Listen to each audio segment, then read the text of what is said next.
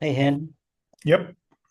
I don't have any new work to show. I've had a really hectic week and I did my taxes today and that killed my day today, so I don't really have anything new to share. So, and I still haven't watched last week's class yet either. So, um Okay, I, just upload the same file.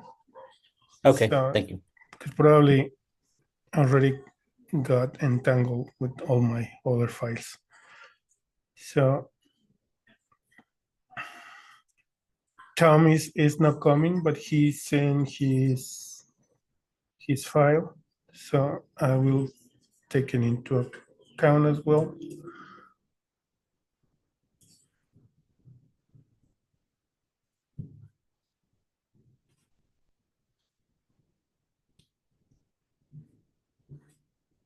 Okay, so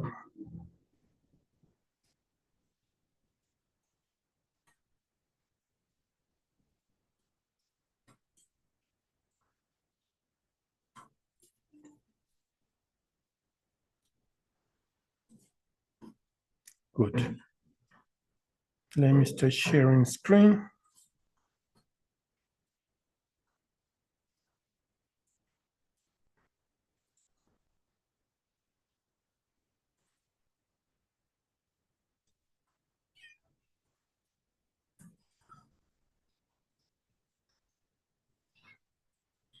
Okay, tell me, Kira,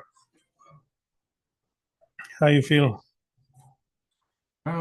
I feel pretty good about what I have so far. Um, some of the things came together nicely. It was a bit of a struggle. I'm still not, I'm still definitely a lowercase t. I still haven't resolved that. I don't know quite. And that sort of relates to the F. I like the F more than I like the T, but I can't say that I'm 100% about either one of them. But Mm-hmm, mm-hmm. yeah, I definitely the F I could live with, but the T just I don't know. I've tried all kinds of variations on it, but I don't feel like I guess I don't know exactly what to base it on, and that's what I've been sort of bouncing back and forth. Do I base it on the I? Do I want the stem to have an ending to it, or do I just want to make it solid straight like the F? Um, Okay, so okay, I see other it. than, and then I think also, as you can see, the capital letters, I still haven't resolved the verticals. I like aspects of all of them, but I still haven't made a decision, or I don't know whether I need to make a decision about which stem I want to go with. Okay, so let's see some words.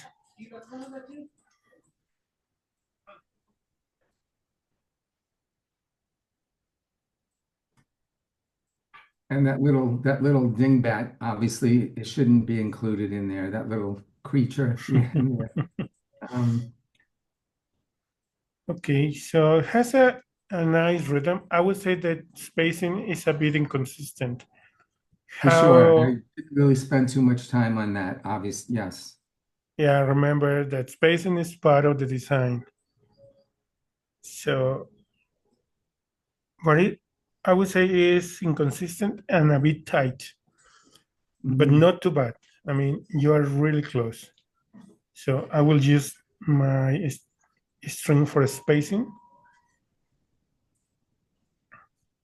and let's take a look. Okay. So your N is in the tight side. Uh, your O, all of them are in the tight side.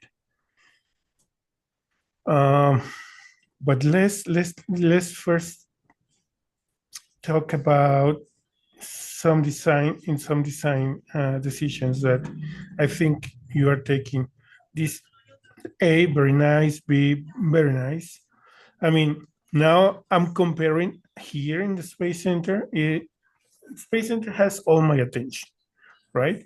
What I'm seeing right now, or what you have to pay attention in the Space Center is to several things, but I think the most important are rhythm, structure, and Mhm. like visual coherence, and of course proportions, right?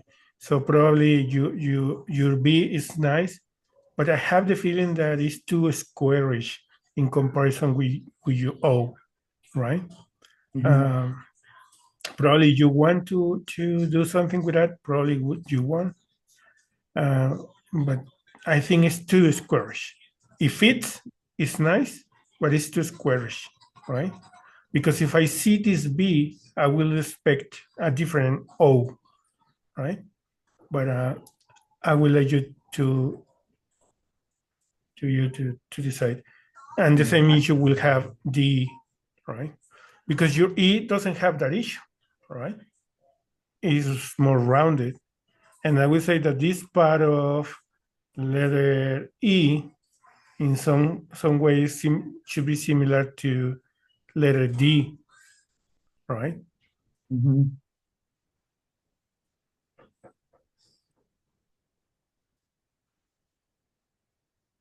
So probably you have there some clues on how to fix your letter D, B, P, Q. The only thing that I see here is that your letter E is too white. Can you see it?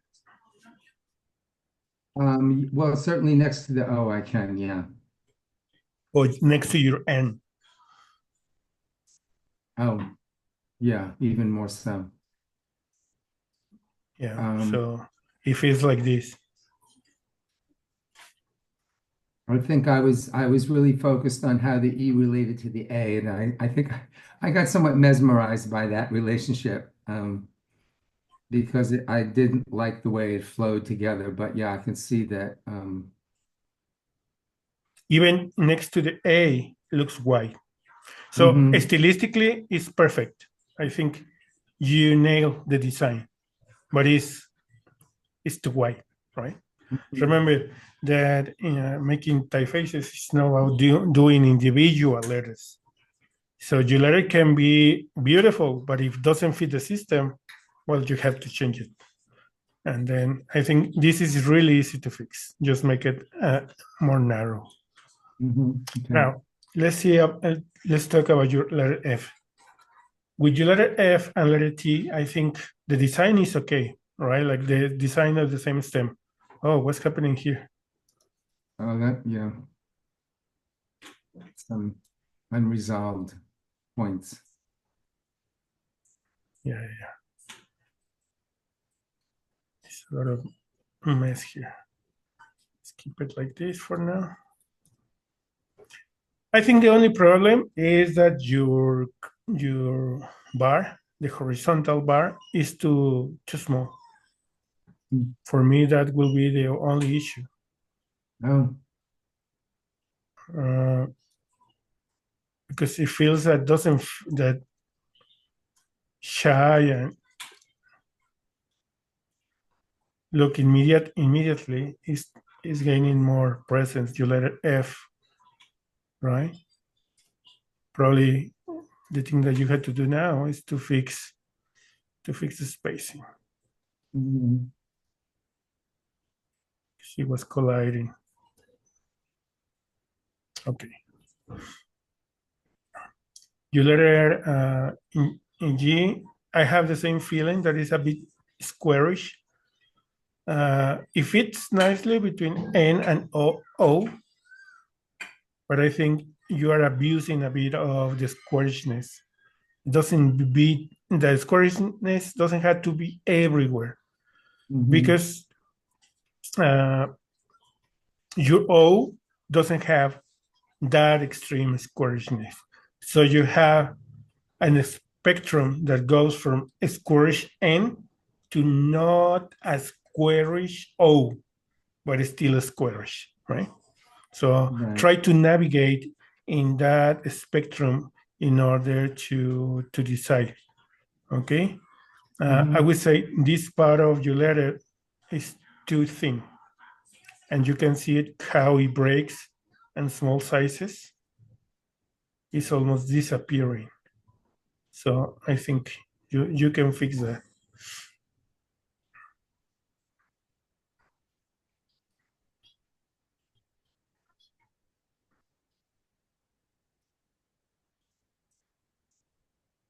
You were working in Illustrator, copying and pasting?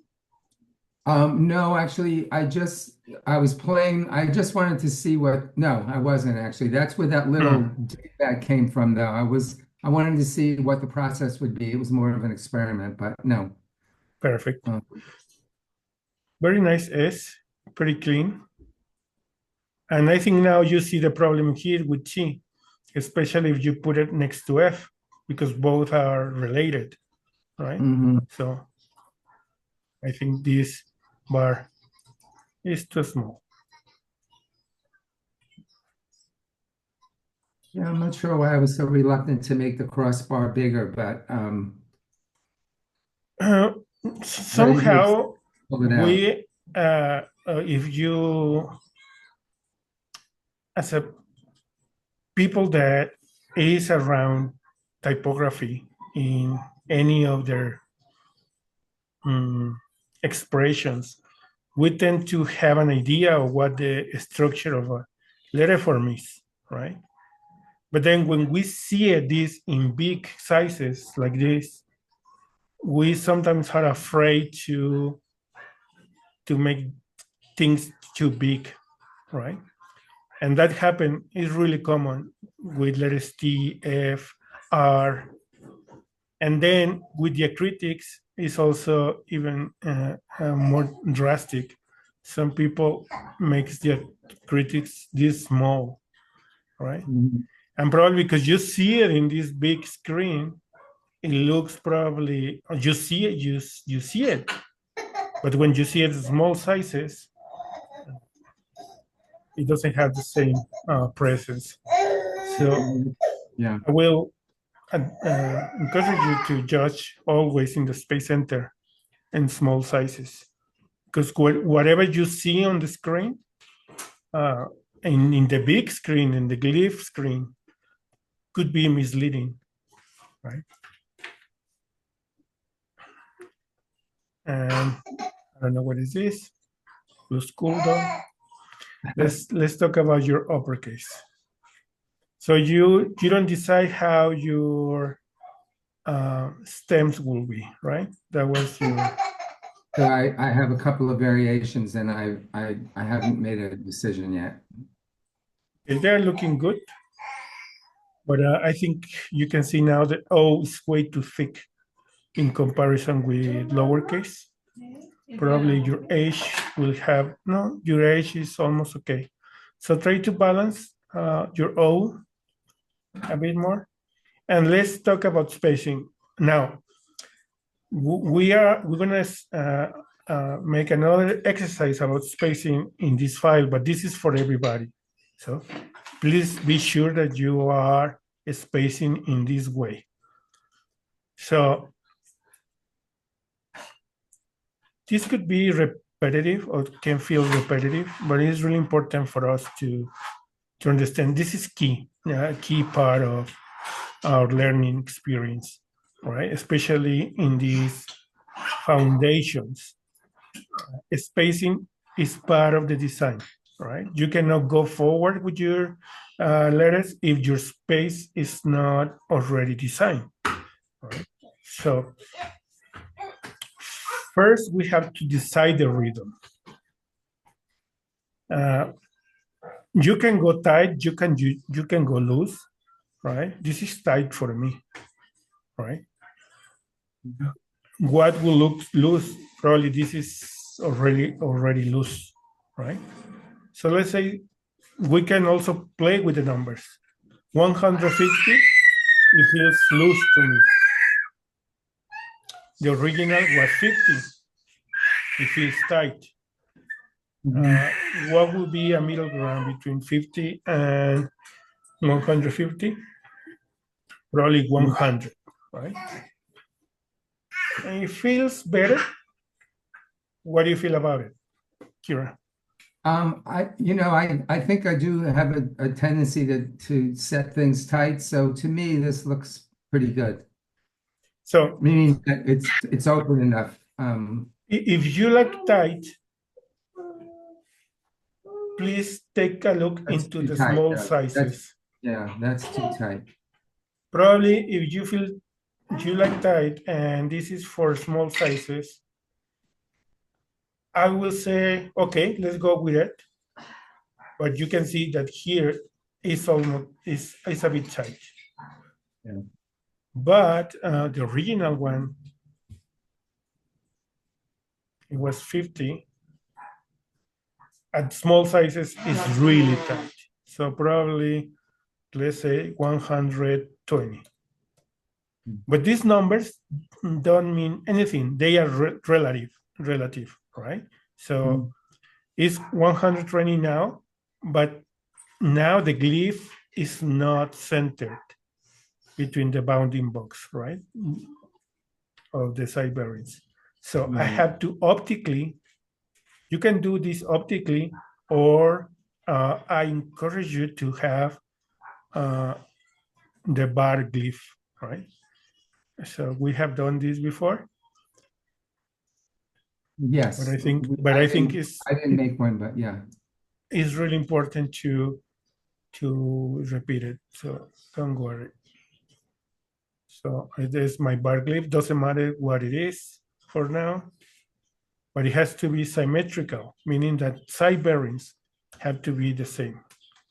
So I will put the bar glyph, and now I can see clearly that my glyph is not centered. After we decide in the rhythm, right? So we decide that this rhythm, we like this rhythm. Now we have to center optically the glyph, right? Let's center optically the glyph.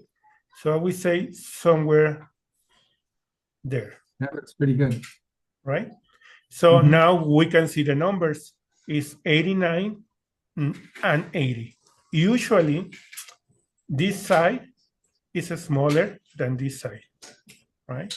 Sometimes that value changes because sometimes we have serifs and probably we have a crazy serif in this side. But now, because we don't have serifs, we're gonna get this number smaller. Why? Because we have this curve, right?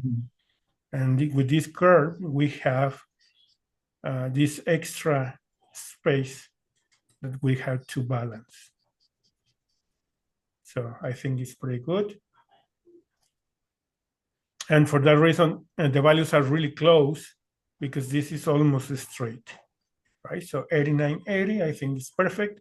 If you don't feel like dealing with numbers, just put 90 just to round them up so you know the values.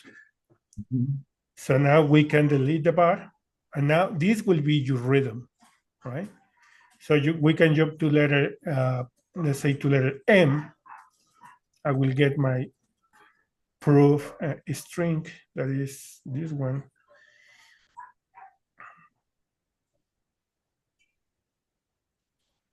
So now you can see the problem with letter O. Can you see it? What do you think is the problem with letter O? We're talking just about spacing. Yeah, sorry. Well, I guess it's there's more space on the right than the left. Yeah. So let's solve first the left side of letter O, all right? So for that, we're gonna do the same exercise of 1, 2, and 3, right? So we had to get letter N, the second letter N or the letter 2 to fill in the middle between the letter 1 and letter 3, right? Only by moving the left side bearing on letter O. So probably somewhere there, I would say. So 43, right? And because it's symmetrical or almost symmetrical, I will just take the same value and put it on the other side. So now we have a really nice rhythm. And now we can see more coherence. right, in the system. Mhm. Now, if we go to, now we have two values, three values. For lowercase straight is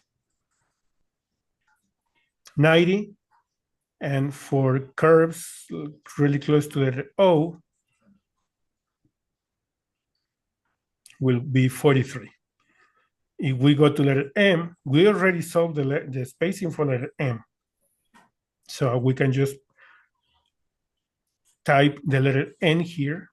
Please give me the same values the letter N in the left and the same values the letter N in the right here. Mhm. And done. So you can go and please try to work with spacing in this way with all your letters, right? So in this way, well, we already saw letter R, letter N, and this side of letter R is the same as letter N.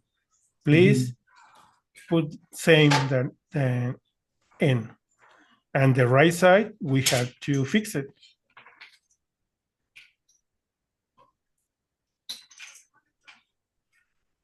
Right? So to fixing the right side bearing, we had to start the counting differently. It will be 1, 2, and 3.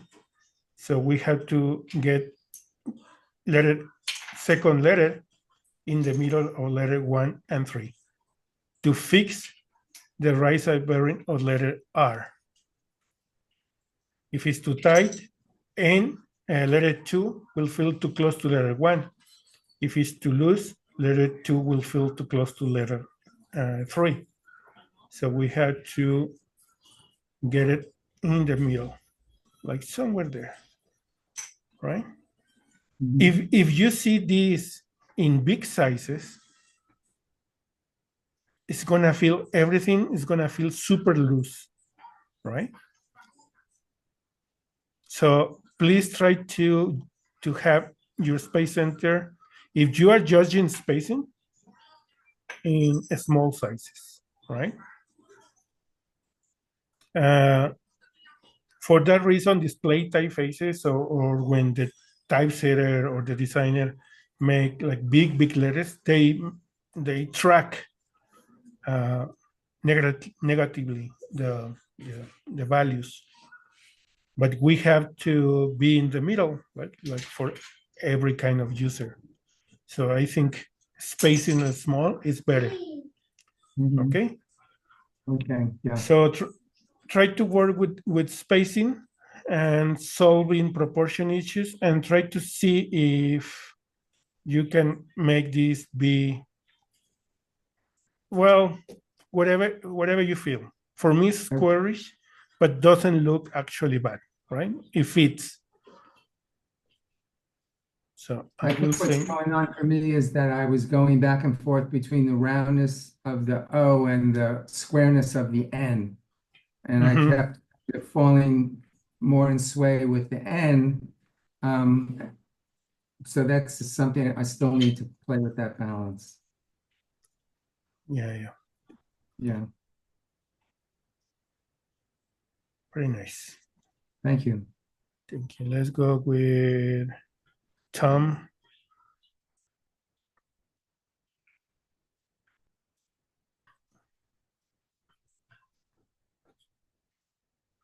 Well, I will close this because if not, it's gonna get really messy. Oh, it's looking nice.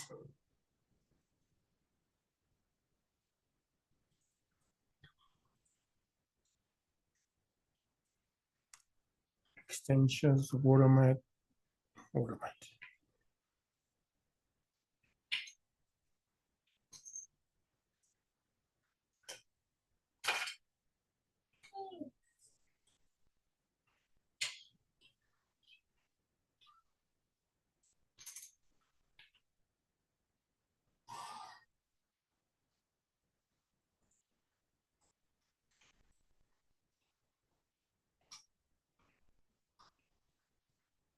Okay.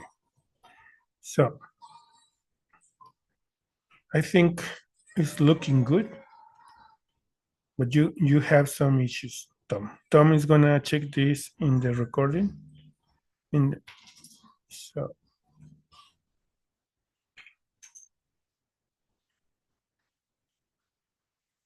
I think the problem here, well, one is spacing. So I will encourage you to fix spacing with the same technique that we have employed for spacing, but also you have to decide what is the contrast, how, yeah, what will be the relationship of contrast of your typeface. Because you let it O, it has really low contrast, and you let it N has low contrast, but then and you letter S has a lot of contrast. So uh, I will try to think about this. I would say the obvious answer is to reduce the contrast in letter S, probably in letter E too. I think that is the thing that stands the most, right? Yeah, your letter S is way too extreme with the contrast in comparison with the others. So I think you can make it work better. Now let's talk about your G. That is the second thing that is is I would say is not working. So your model is grotesque. So somehow we can say that it can have some weirdness to it, weirdness that doesn't come from calligraphy, that is quite constructed. But I think you are abusing a bit with this idea. Why? Because your G feels quite squarish at the bottom. So probably you can try to make it a bit more rounded.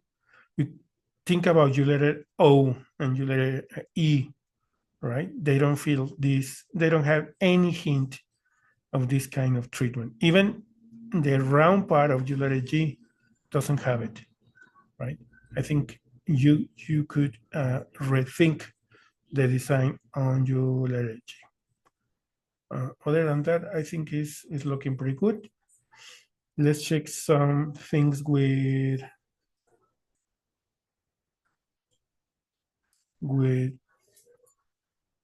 numbers. So your stem is 135, pretty nice. But I think your letter H uppercase is lighter than that. Oh, it's the same.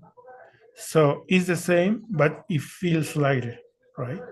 Remember that we said that for that reason, we had to make uppercase because it's bigger, right?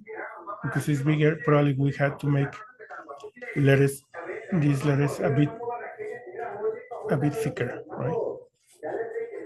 How much? We don't know. We had just to try and see. Probably, oh, I moved these ones. Also, I recommend to everyone to have your guidelines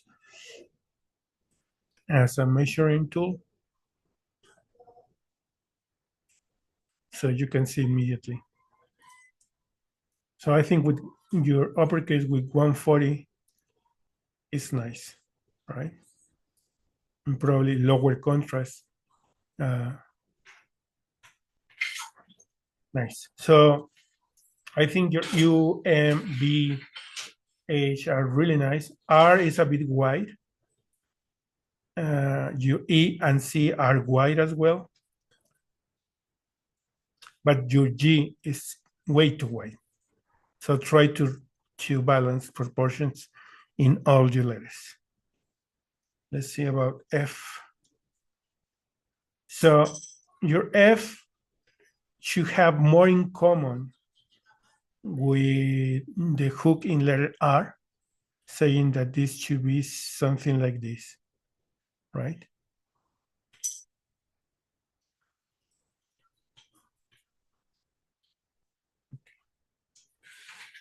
And I think that's it.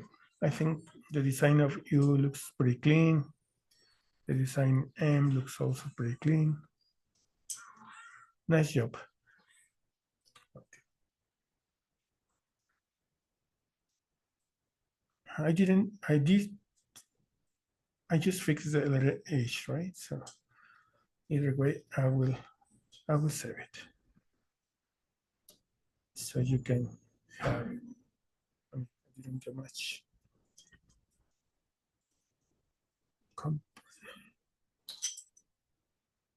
Okay. So let's go with fun.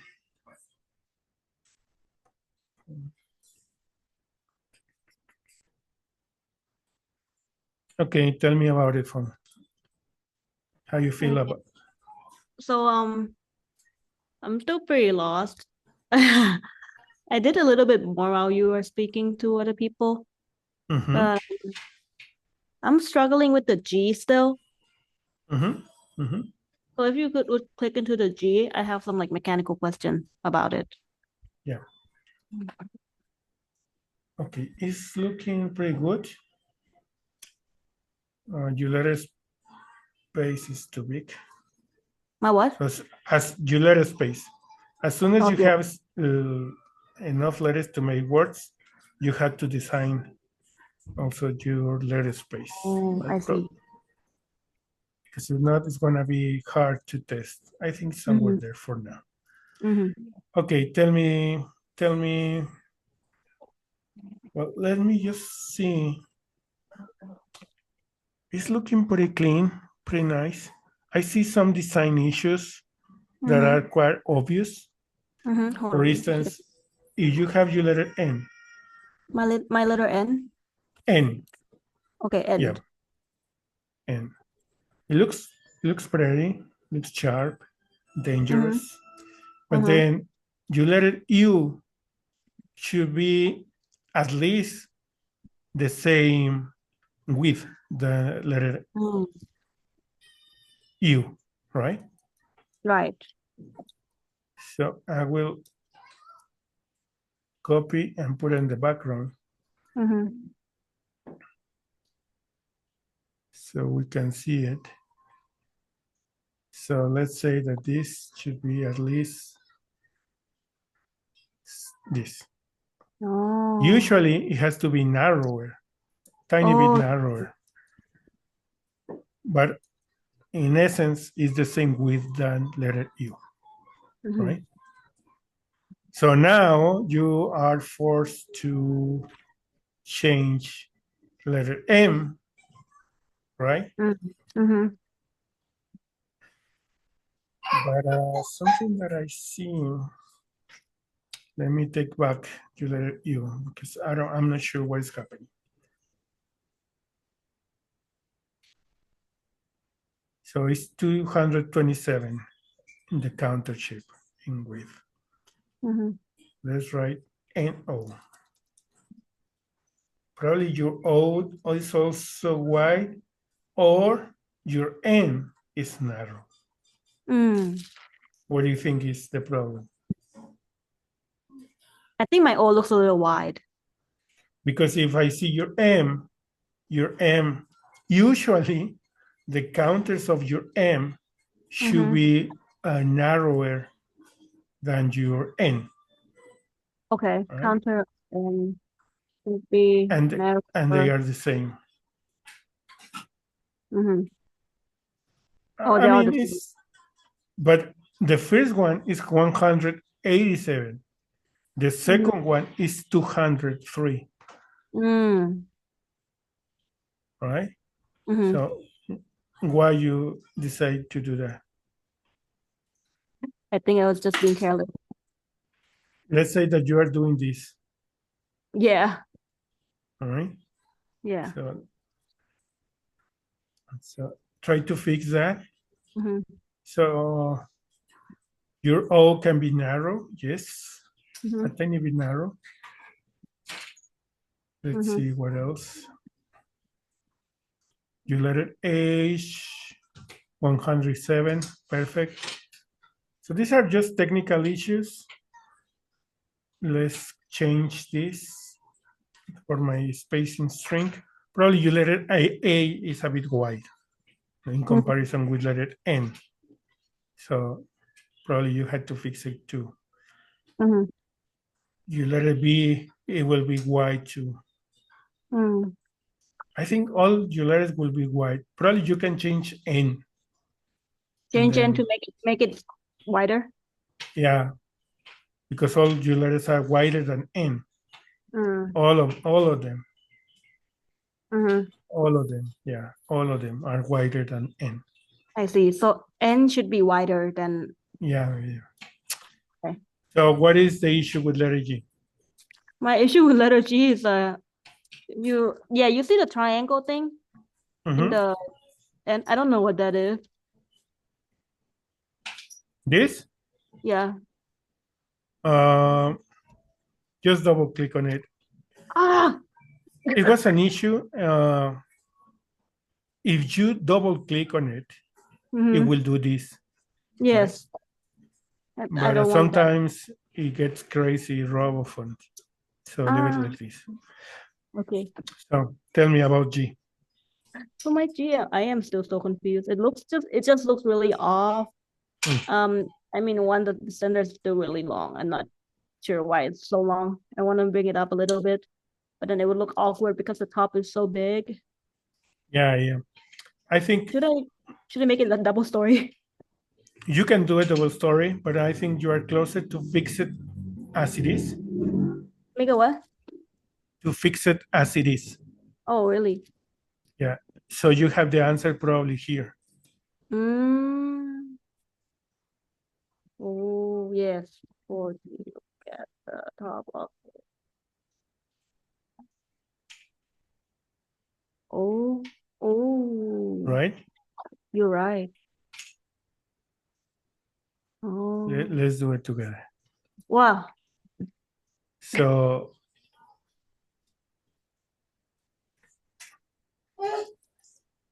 probably you can try to balance a bit more the shapes to fix the curves, like whatever, like no, but I think overall you will have the answer here, right? Now, probably someone else is asking you for the same help. You can leave it like this, but also probably you will find the answer in letter A, right? I think we will have the same personality, but it will feel more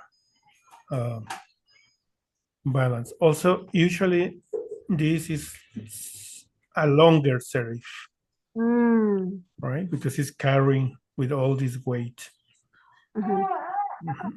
But I think it's looking good, not much to fix other than the proportion. Spacing is looking good, so take care of the spacing as well. If you change N, well, you had to change a lot of stuff with spacing. Okay, you have other question? Yeah, so I remember you had the red letters on the top left hand corner sometimes when you do the ankles. Which extension is that again?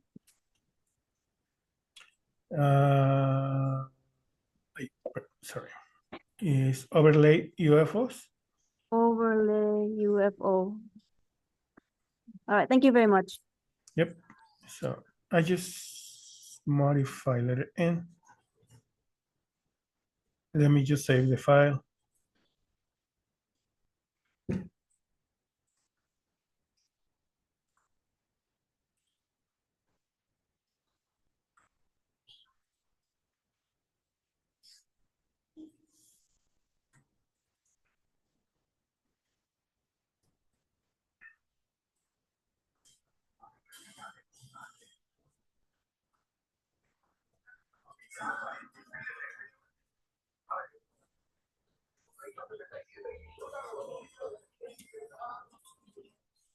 Okay, let's go with Nakamura.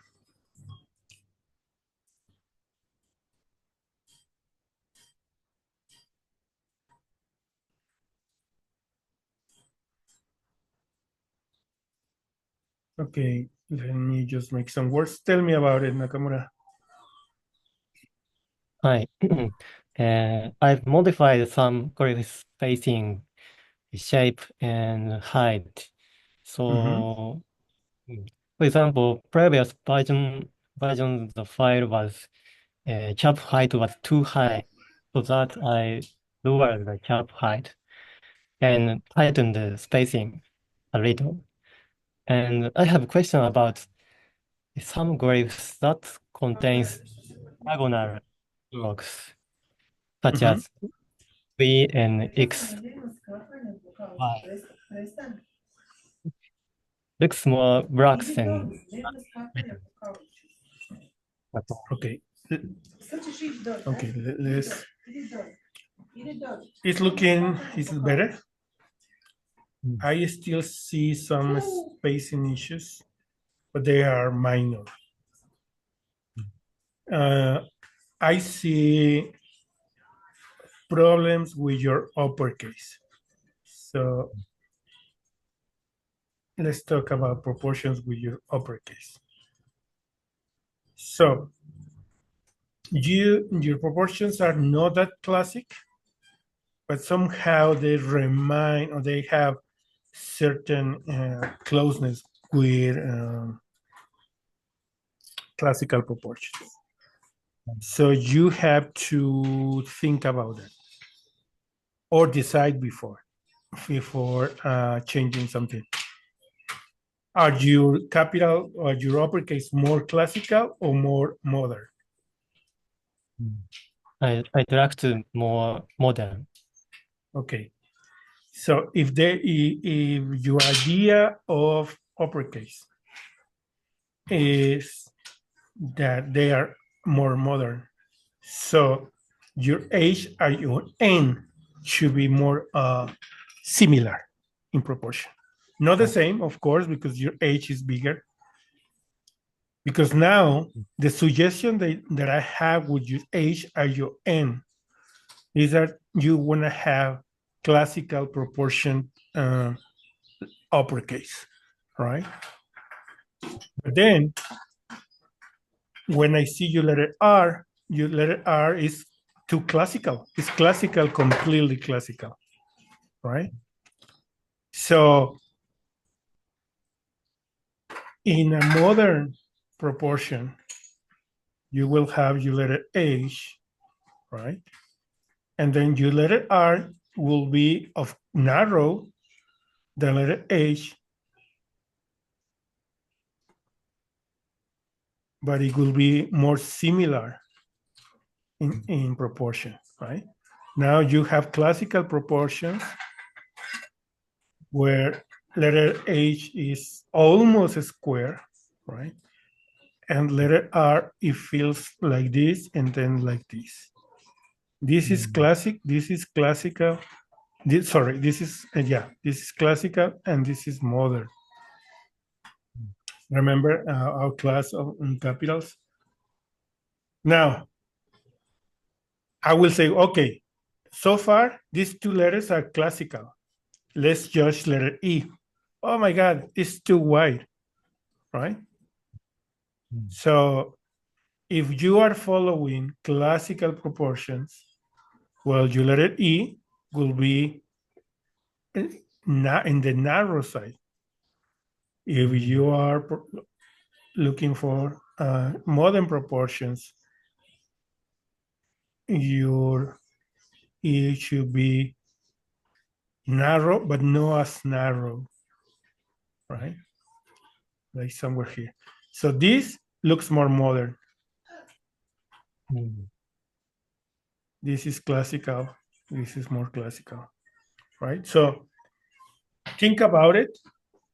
I would say, or my advice is, you are closer to classical than to modern, right? Because now your O is modern, but most of your letters are not. Your N is not modern. Your C is not modern, right? Your S is not modern. In proportion, we're talking only about proportion. So think about it. So the other issue that I see is with diagonals, right?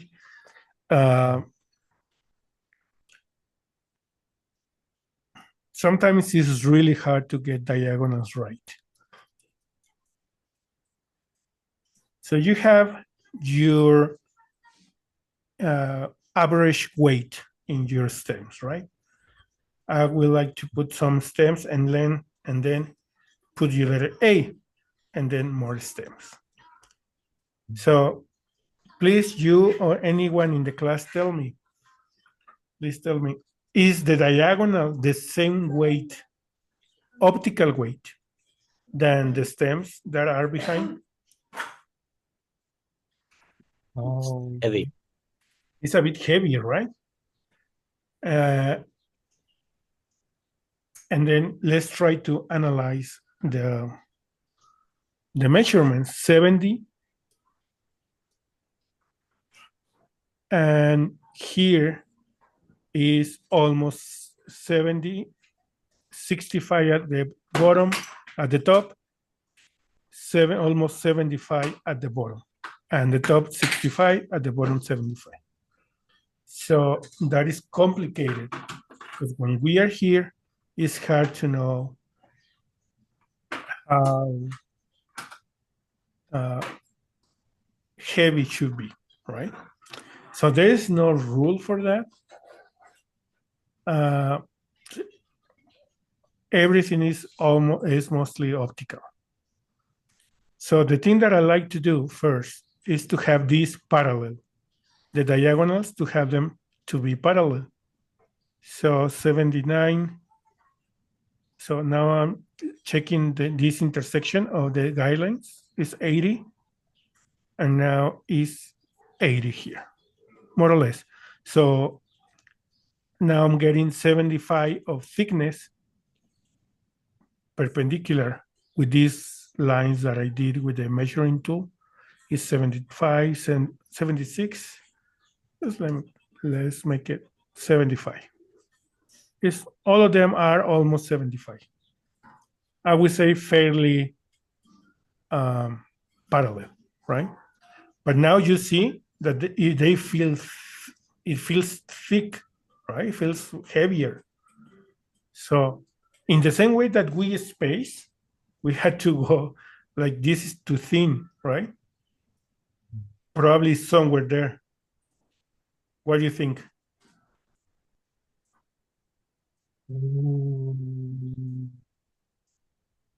It feels light. So, yes, looks lighter, little. Let's give it a bit more. I would say that is the value, right? Somewhere there. That is, let's say, 81.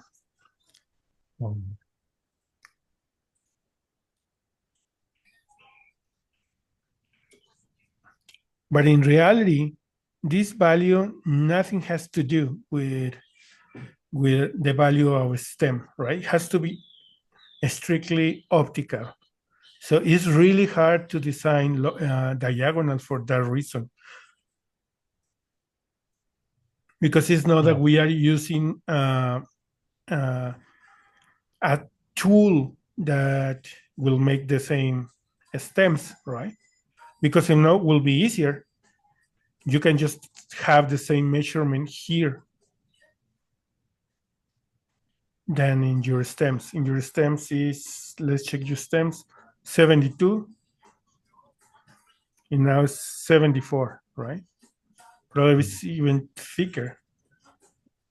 Let's make it 71. But you had to go optically.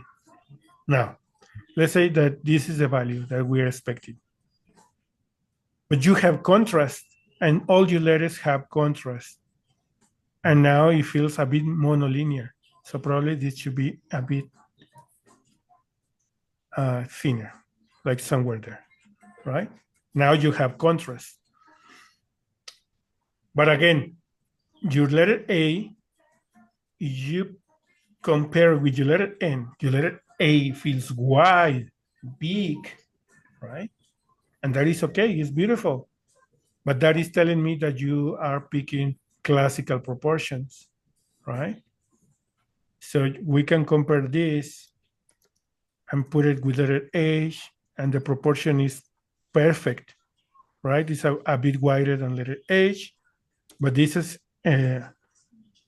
still in the classical proportion. So now, when I saw letter V, uppercase, the contrast, the weight is completely different, and they had to feel pretty similar, right? And now you letter V is light in both sides, right? Yeah, one should be lighter than the other, but it still is in the light side. Okay. And now suddenly your letter B is narrower. Probably your letter B can be a bit narrow in comparison with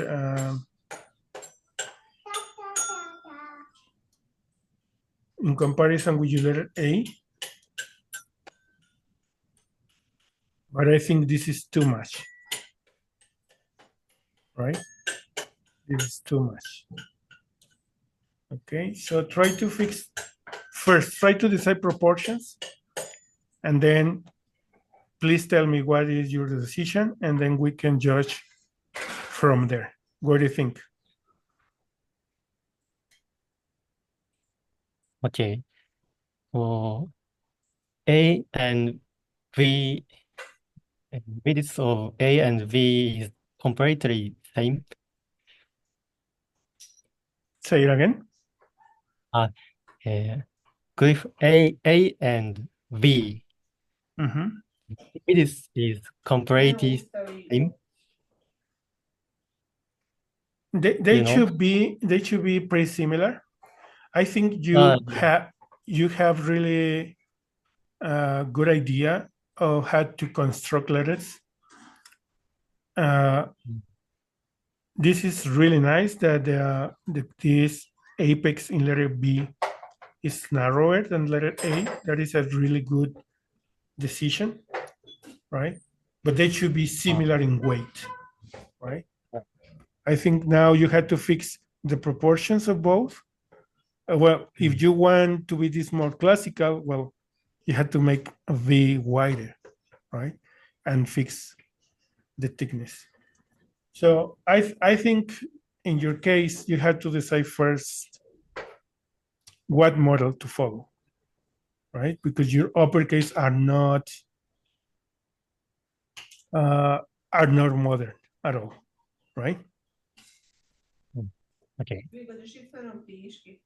Let's check your, well, okay, so far it's looking good.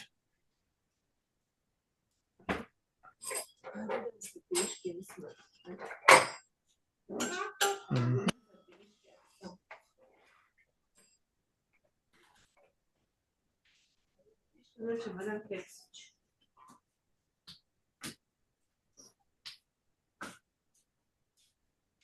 Okay, so who is next for Nakamura? And then Ilham, then Silver, then Lucy, then Jonathan, then Daniel. Oh, I see another file, Lucy. Yeah, the latest one is the correct one. Okay. So let's go with Ilham. Okay.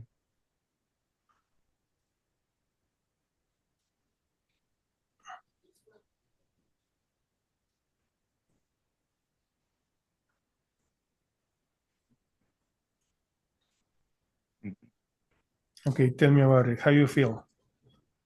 I'm still not sure about the terminal form, terminal shape in R, S, F, and the T. There is more a lot of variation. And I set forward to create uppercase. Try to make the the shape still related with the imaginary tool, like you said. Mm-hmm. And yeah, Okay. that's it.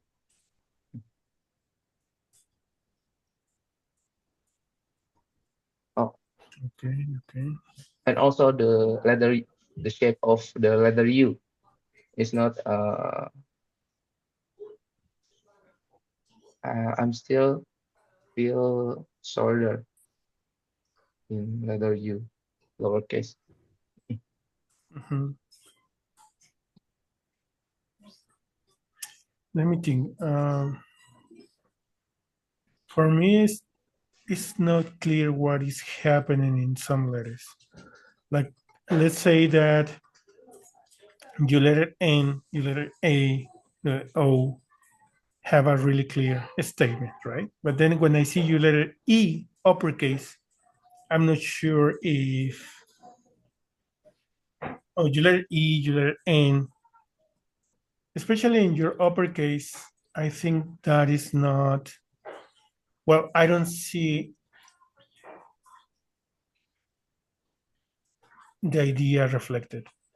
It's okay to have that difference. It's okay to have a uppercase that is a bit disconnected from lowercase. It's normal. But then I see you letter R, and then I see you letter uppercase S, and they are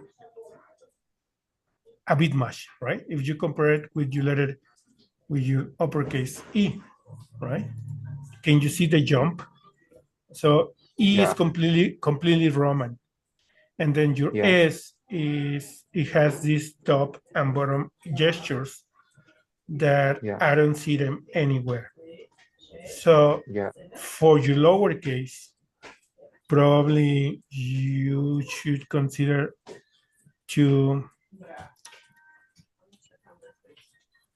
let's see it in this way. You have Roman letters with a touch of black letter, right? That Yeah. is the statement. Roman letters with a touch of black letter. So in that way, we can say that your letter S has too much of black letter, right? Because it's just, and it's too much, but it's not even integrated because it's just the outer shape, because the counter shape is completely Roman. I would say that think think a bit different here. Your letter O has a lot of clues for solving that, right?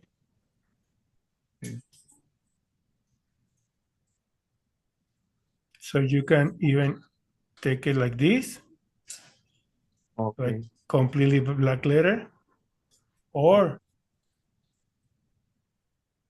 you can go, oh, I see what you tried, right? You can make a lower stroke and add the serifs, like something pretty similar at the bottom, but this feels like you just chopped this part out, right? But try Oh, to make it part of the stroke, like somewhere here, right? So mhm. so I think that is the issue, that some letters are way too Roman, and some of them it feel like you are forcing the idea of having Gothic uh, features. Let's talk about spacing. It seemed fine. Probably some Okay. things that we can solve with kerning later. Um, but can you see how letter S is standing out a bit much? Like you are reading, and then even you have this crazy A, but it's not causing a lot of fuss. Like it's not fussy at all. Probably your R is a bit noise, no loud. But then when you arrive to letter S, it feels like a bumpy road. Tuk tuk tuk tuk Oh, tuk tuk tuk tuk tuk tuk tuk. Right? Because in about the all pattern. in all in the other letters you have something more stable, right? your uppercase need a lot of work, right? Especially, let me just make letters with uppercase. But I think before going directly to fix them, try to think about this formula, right? Because I think you lost also this imaginary tool with uppercase, right? Your E, your H, and your E, even your, I would say your B are fitting nicely. But you are, it feels like you extracted your R from the B, right? But the Yeah. leg of the R is different. Probably the only issue that I see with your letter R is the leg. And your letter N uh, somehow feels light in comparison. Let me do this. Yeah, it feels light. It feels light and way too Roman, right? So, as I told you, it feels too Roman is not the issue. The issue is that you have this, right? Is Yeah. when it start to to feel out of place. So try to decide first your formula or your concept with uppercase, especially, and then we can start addressing some technical issues. Okay, Okay. very nice.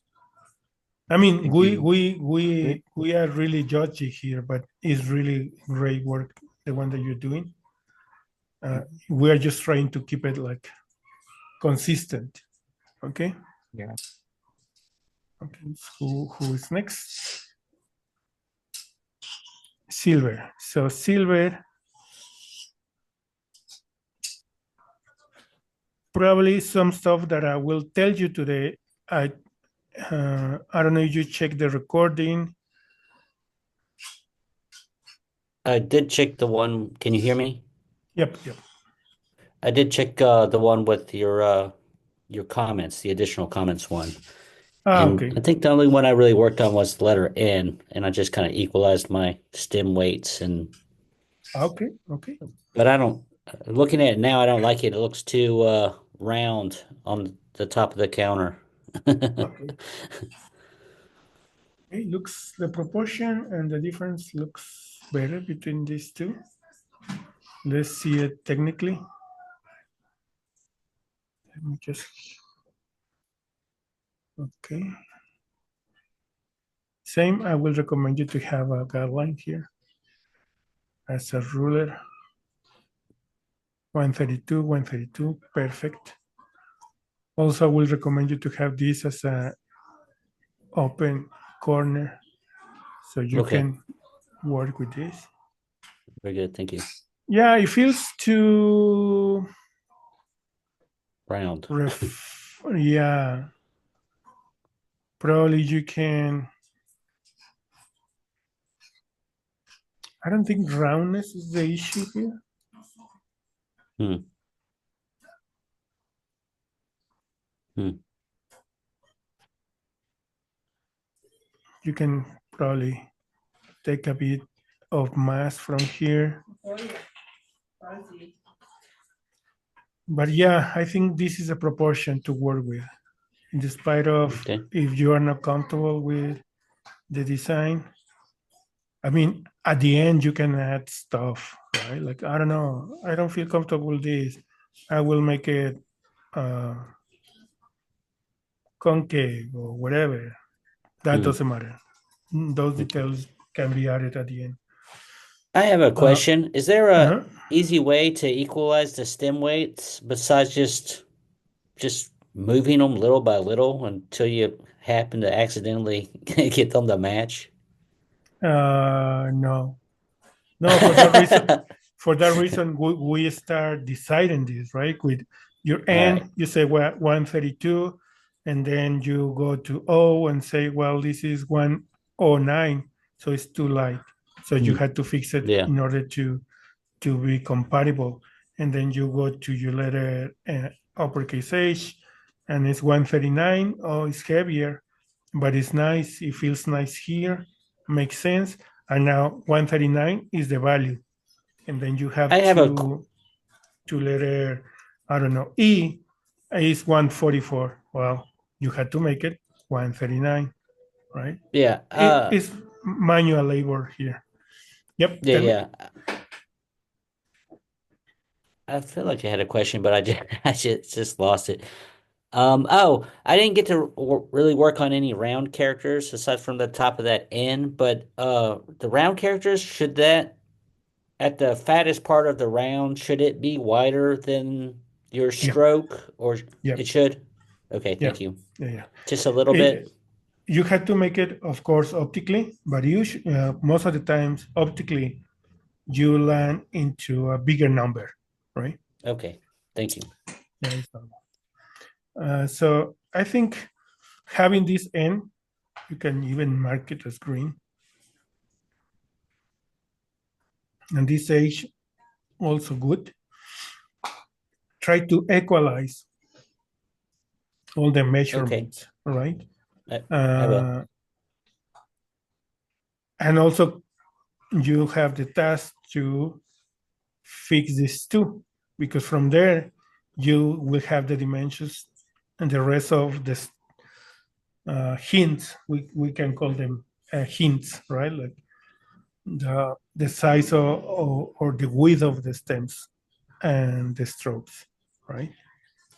Okay. Okay, So probably you can see the issues here already. 109. This is 109. Yeah, it feels small and light. mm, okay, Either way, I will save it so we can start from there. thank you.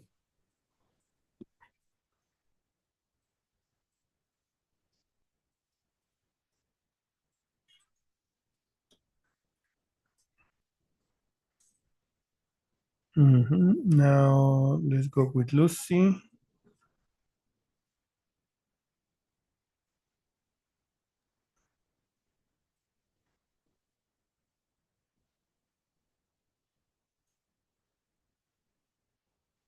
Tell me about it, Lucy. All right. I haven't perfected anything by any means, but getting more comfortable with the software and feeling good about the N still and the I and the J. I was curious what I have not worked with the spacing yet, just to let you know. So, yeah, I need to do that. Yeah, nice. Okay. And the K, So I think, has a lot of problems.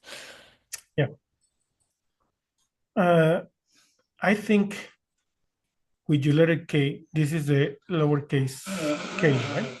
Hmm. I think the best helper for for lowercase k, it will be your lowercase h, right? So I Yeah. will encourage you to recycle as much as possible. So I think you are going through, or you are taking the difficult route, like drawing everything from zero, right? So Hmm. even you can go to letter H and just copy, and then Yeah, I actually started out doing that with the K, and then it just got really out of hand because yeah. yeah, yeah. So let me copy this. Oh, it's here.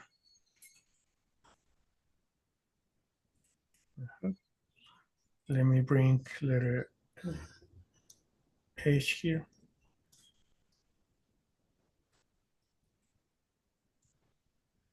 So in this case, you can use this tool to cut through the letter, and then you have one stroke here, right? And then you can Can clean you this, can you show that again? What tool did you use? the slice tool. It's like a Okay. cutter, right? Okay. Okay. Okay. So yeah, you can clean this stroke by just deleting points. Okay. And if it gets too crazy, well, you can just Mm-hmm. play with the handles until you get the desired shape. Now from here, you can Mm-hmm. take this and roughly you can position it right Mm-hmm. in the place. Of course, sometimes you had to go back to sketching, right? Because if not, you're gonna be guessing here, and it's really Mm-hmm. messy to guess here. So Mm-hmm. you can go directly to your sketching, to your drawing table, but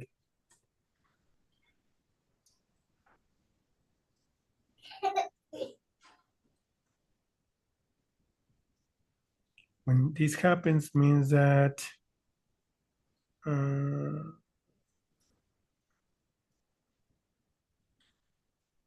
this is okay. We had to reverse this, and then we had to reverse the direction of this. Okay. So let's say that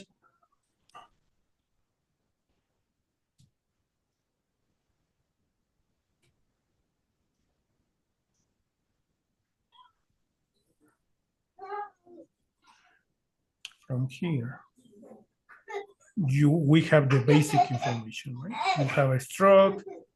I mean, the recommended path is to go back to your sketching table. But from here, just with a basic stroke, you can just do some movements and have a Mm. basic idea of Mm-hmm. how your letter K should look. Mm-hmm. And, right? And from there, I think you can make it work. So Cool. try to recycle and reuse as much as possible. Mm-hmm. And immediately after, try to space, right? Okay. Use strings for spacing. This is strings for spacing. So because we already solved N and O, so Mm-hmm. you have it easy, right? In the sense that you can just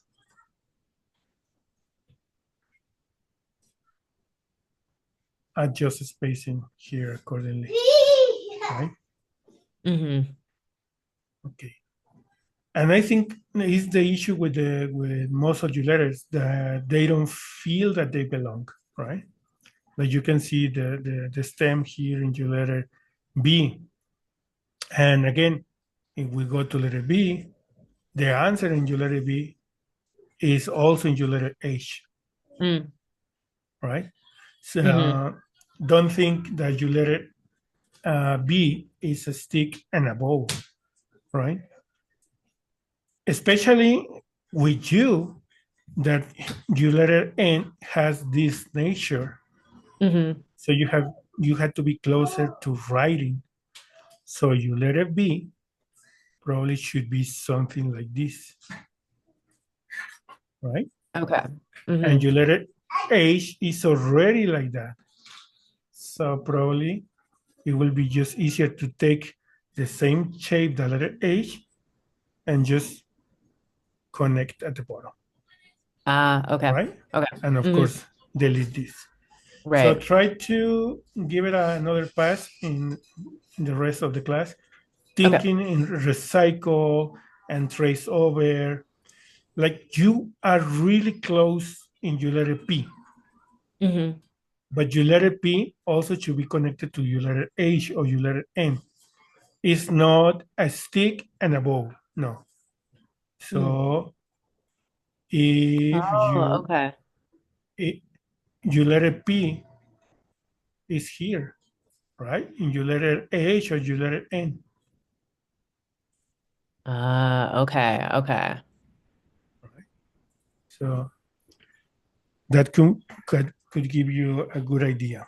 Now, there are other letters that may be more complicated, but we can talk about them later. I think now you can at least give it a try with letter A, with letter B, and with letter K, with letter P and Q. Okay. F and G, they could come from different idea, but I think for now you can fix letter A and B, E, P, Q, and probably do D and C. Okay. Okay.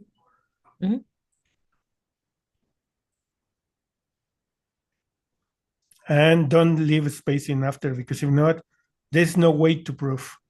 Immediately go to space your letter forms. Okay. Thank you.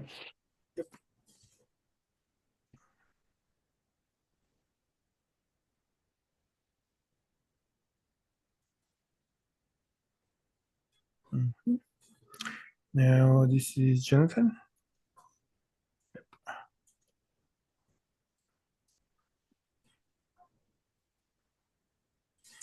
Okay. Oh, nice. Tell me about it. So I think as far as I wanted to, but I wanted to just take the idea from the end and then sort of carry that out. I think while I was doing that, I was trying to balance, or as I was doing it, trying to figure out how to incorporate like the curves versus the flats, and what parts to I guess like what made sense to keep part of the serif versus not. I did struggle a bit with like more of the rounder forms like S and like the bowl of the A, and the letter C. Okay, let's take a look. And then the lower, I guess the tail of the G. Okay, so we said that N it was fairly done, right? Nice. From there, we can see letter O.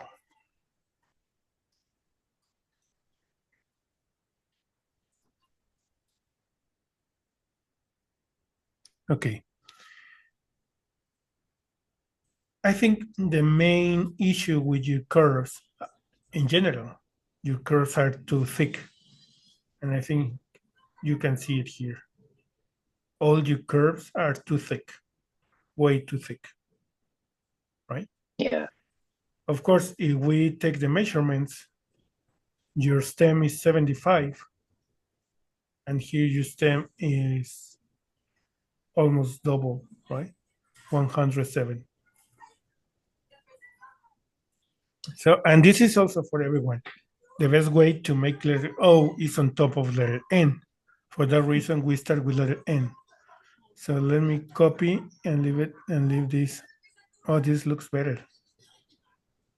Why did you decide to have only one? I think I was just trying to figure out where I wanted to make the cut on the letters. I think I didn't want to immediately only go with the cut that goes straight through each letter for stencil. So I was just trying to explore where else the cut could go.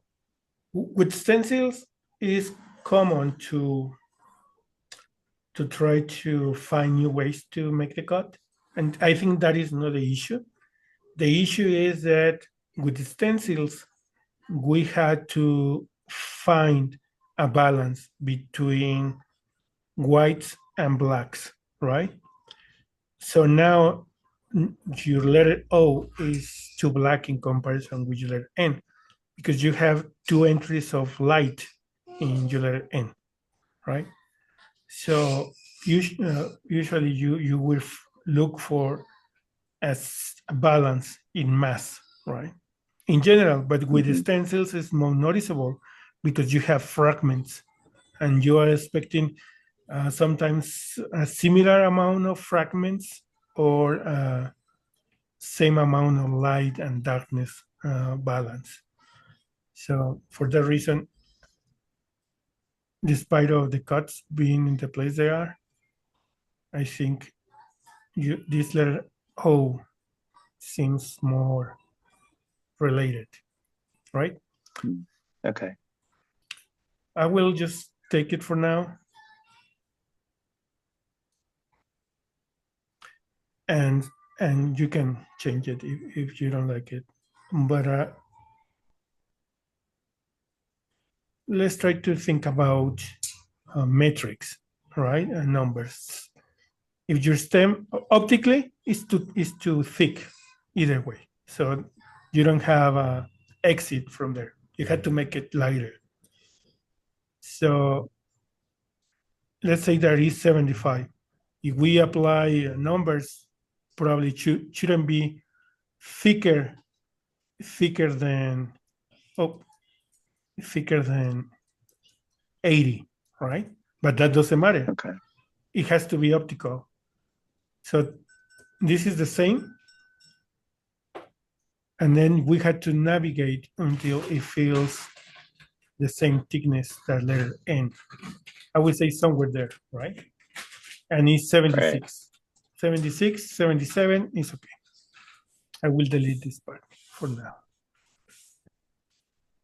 Now, I like to start with my O with a bit of offset from the letter, the proportion of letter N, meaning that my letter O will be just a bit wider, tiny bit wider than the body of my letter N. Can you see that it's almost the same? Just like few units.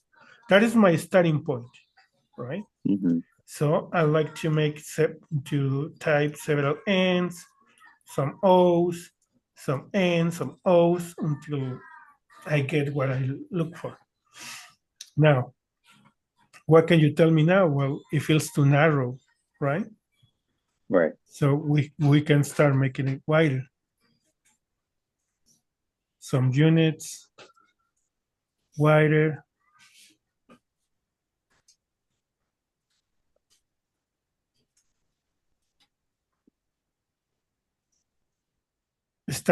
Now it looks, the rhythm is improving. Can you see it? Mm-hmm. Now, your serifs are 55, 55. And this is 57. Usually the thin part of your letters should be close to the serif of the thickness of your serifs. But here I think it's too thin, right? So I will make it thicker. As you see, all of this is optical. It's not exact science. So probably sometimes this is annoying because we don't have immediate right answer. So now that we have this, I would say that your curves are still light. I will give it a try and make it a bit thick. And now it feels a bit better. Probably it's still a narrow. So we'll go a bit, just tiny bit wider to prove. Now, I think this is better. But now the amount of light or the thickness of the cut is too much it's too tight here. I will try to make it similar to what I see in your letter N, despite of the numbers, right? So I think probably that is the cut that we'll be expecting. You have an issue with your letter N because the top part is heavy, right? The shoulder, this shoulder is heavy. And it's hard to put into your letter. But for now, let's keep it like this. Now let's put the letter at the center. Now it's center. And you can see the rhythm is improving a lot. Probably is not the answer yet, but we are really close to the answer. All right.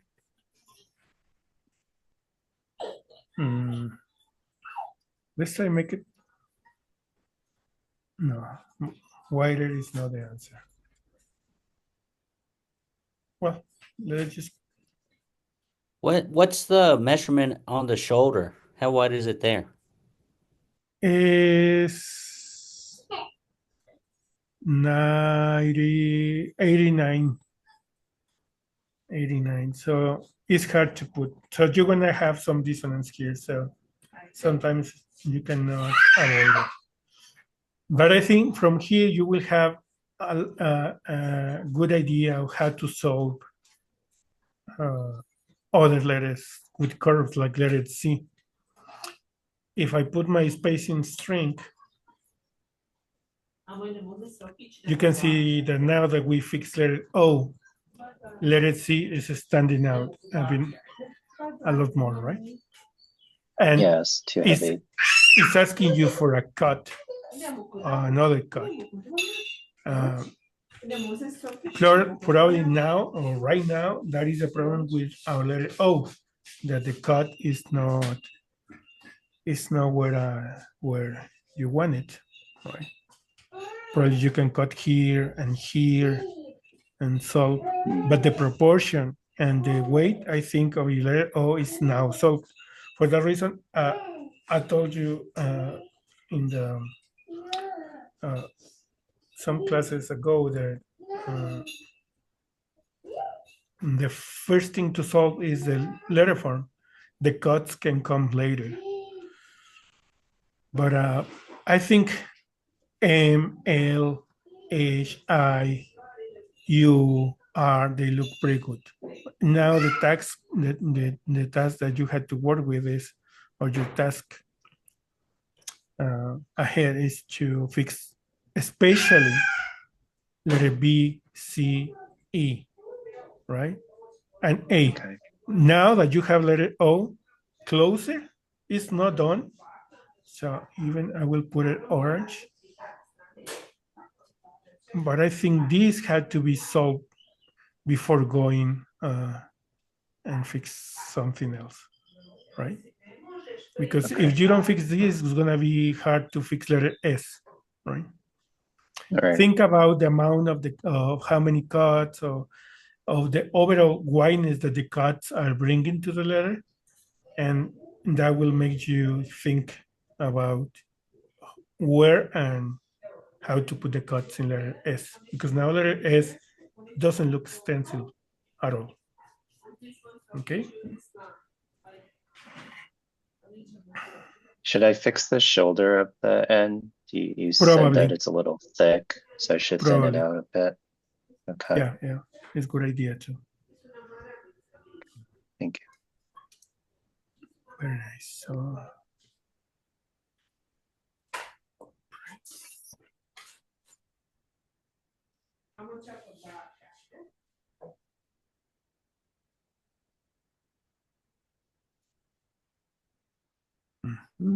and am I missing someone? Yes. Daniel.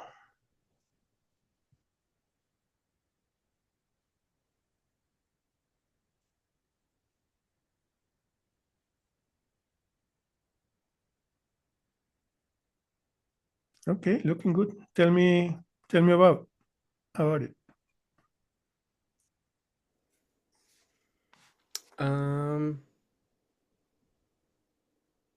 Yeah, I did my best. I'm kind of confused about the G mostly. Um,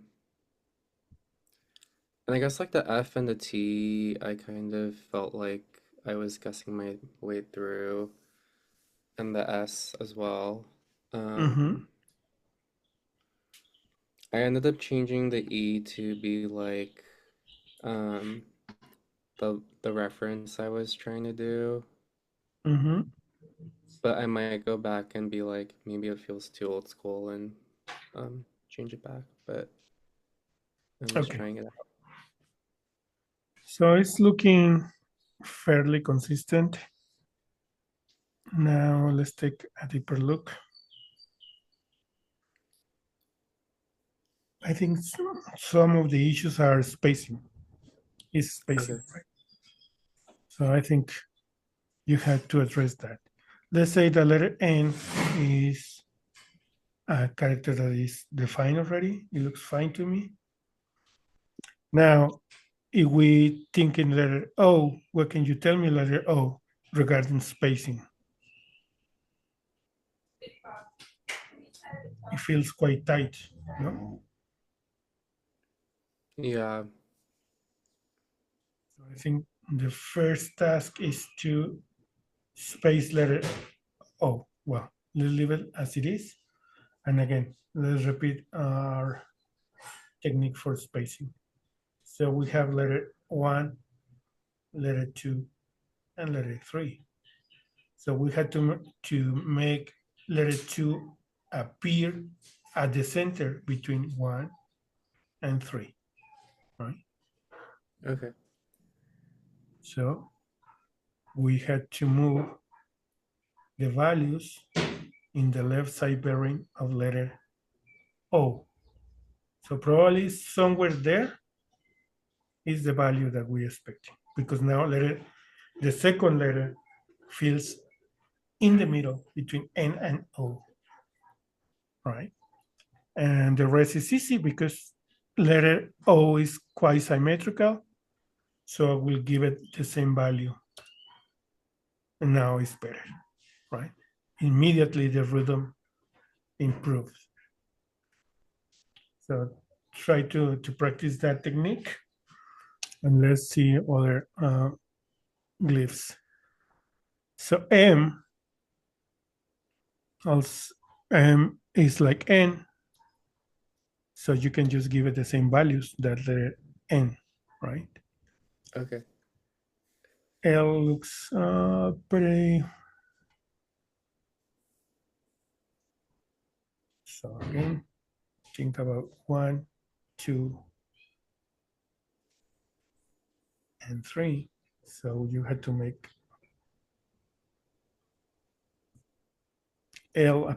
O, the second letter O, to appear somehow in the middle. Perfect. And you can replicate that to the rest. Because I think the main issue is spacing. Look. Okay. So Yeah. you already There's have also... this. Sorry? Oh, no, go ahead. Sorry. You already have this value of letter O, this stroke like O. So you can just add the letter O here. You already have this value for this kind of stroke in the letter L. You can just write letter L here. Okay. So that will makes things easier. So letter E, you already have this value. In letter O, just put letter O, and you had to make the spacing for the other side.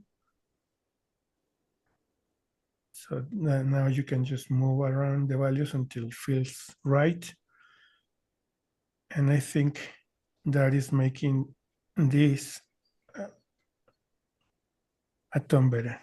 O and P, you have the value of the right side in letter O. In Q, you have the value in the left side in the letter O, right? And then you can fix the other side, the right side bearing. So, okay, let's talk about design. I think your letter G is good despite these technical issues that you can fix easily. But the idea with letter G, depending of how normal you want it to look or how foreign you want it to look. But usually the bowl, this shape, is a smaller, right? You can think in 3 bowls.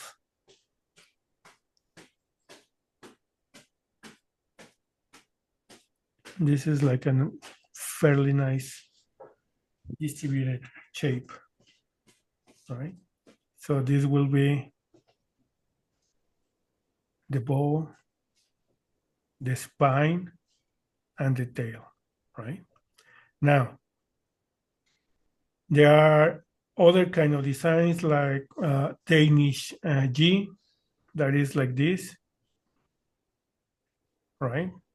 That probably you can implement here, or the single story. Then you had to make a letter like letter A and just add a tail. But I think you are very close to fix this.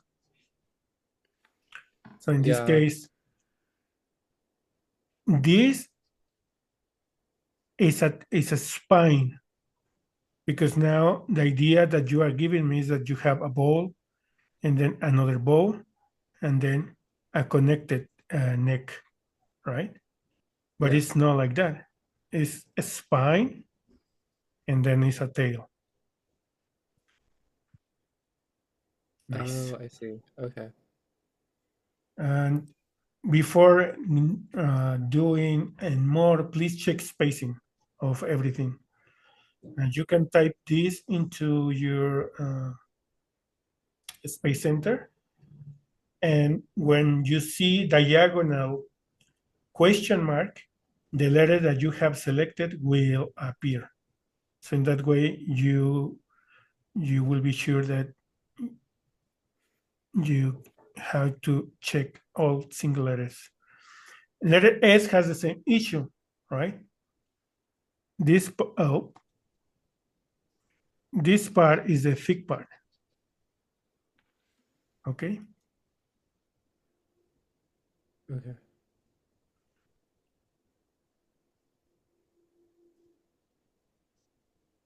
And only with that you will fix it. Very nice. So first, try to compose spacing, to fix the spacing as much as you can, and then try to at least try to make letter O uppercase. I think your letter H looks pretty nice. A bit narrow, but I think fits the idea. Yeah. What about the spacing between F and T? How do you work that? Between what? F and T. F and T. Lowercase f. Yeah. Let's see. Mhm. Well, you will have this clash.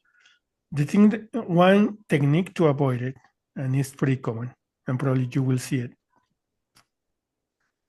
You have seen it already, is to make this part just like this, right? And solved. Yeah. And that is a really common T. It's the most common T, right? This part of the T is not an ascender. It's just a small gesture. And the bar usually goes close to X height. And you can keep it like this. The same with letter F. The bar goes like this in X height. And this is usually shorter to avoid collisions. Okay. And now you have letter F and T a bit more functional. Very nice. Thank you. Yep.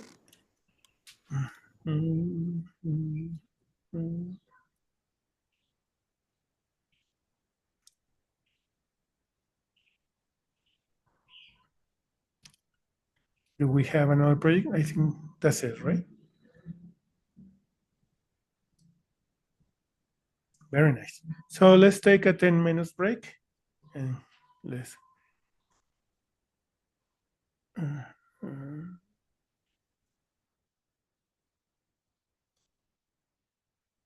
see you in 10 minutes. Okay, let's continue.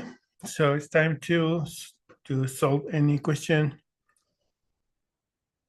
that you can have, technical or conceptual. Yep. So just in terms of spacing, obviously we've been starting with the N and the O. Is there any kind of, I mean, do you usually follow a progression of letters from O to N to what is the kind of normal progression of spacing? There is no like standard, I would say. But the most common, the one I'm familiar with, is one that is employed in or is used in several foundries. And we start with N, O, then would you include letter I, then letter U, right? So let me share screen.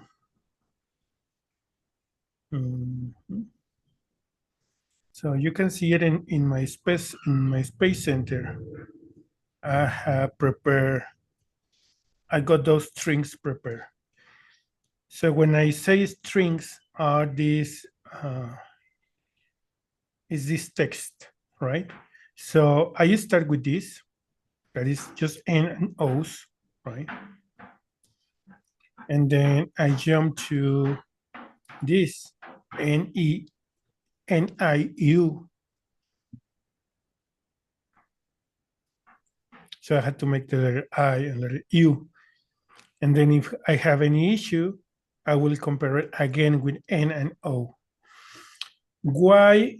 Let me just change typeface because probably with this one, it's gonna be hard to see. Probably with this one. Yeah. Let's say that I'm convinced that N and O have a really nice spacing. But with N and U, you will see other kind of issues, like more symmetrical issues. Well, you can see that probably here in your letter you have a gap, right? You can see it. And then from there, when I fix this, I just use, well, if you have uppercase already, you can use this kind of string to compare the same with uppercase to see how they behave. And depending of the case, in every case, sometimes I compare with numbers, especially when I'm drawing numbers, but everything is contextual. And then I have a complex string. Let me open. I will open Nakamura that has all the letters. I will use this one when I'm quite advanced in the process because it has U, O, N, I, P, O, D, right? Has a lot of letters that are already pretty similar in proportion. So with this string, I will see any issue in spacing, right? So let's see spacing with T. Oh, it feels pretty nice. Yep. Let's see letter E. Feels pretty nice, right?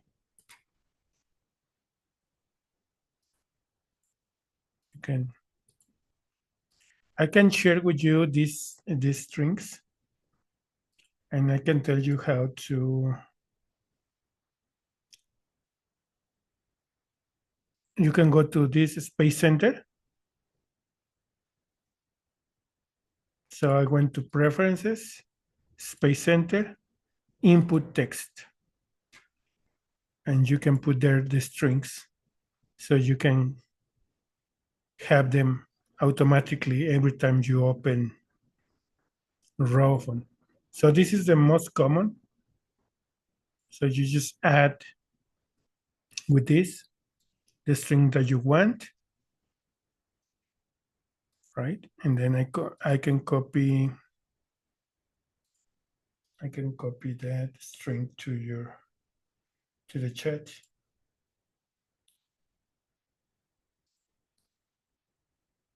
So you can add it. You can add as many as you want. So some of these strings are for even for one project or for project basis. But I will say that these ones are the most common. And O, N, I, U, uppercase, lowercase, and this one. That is really useful for spacing. Okay, so it's important here that to solve any question you can have.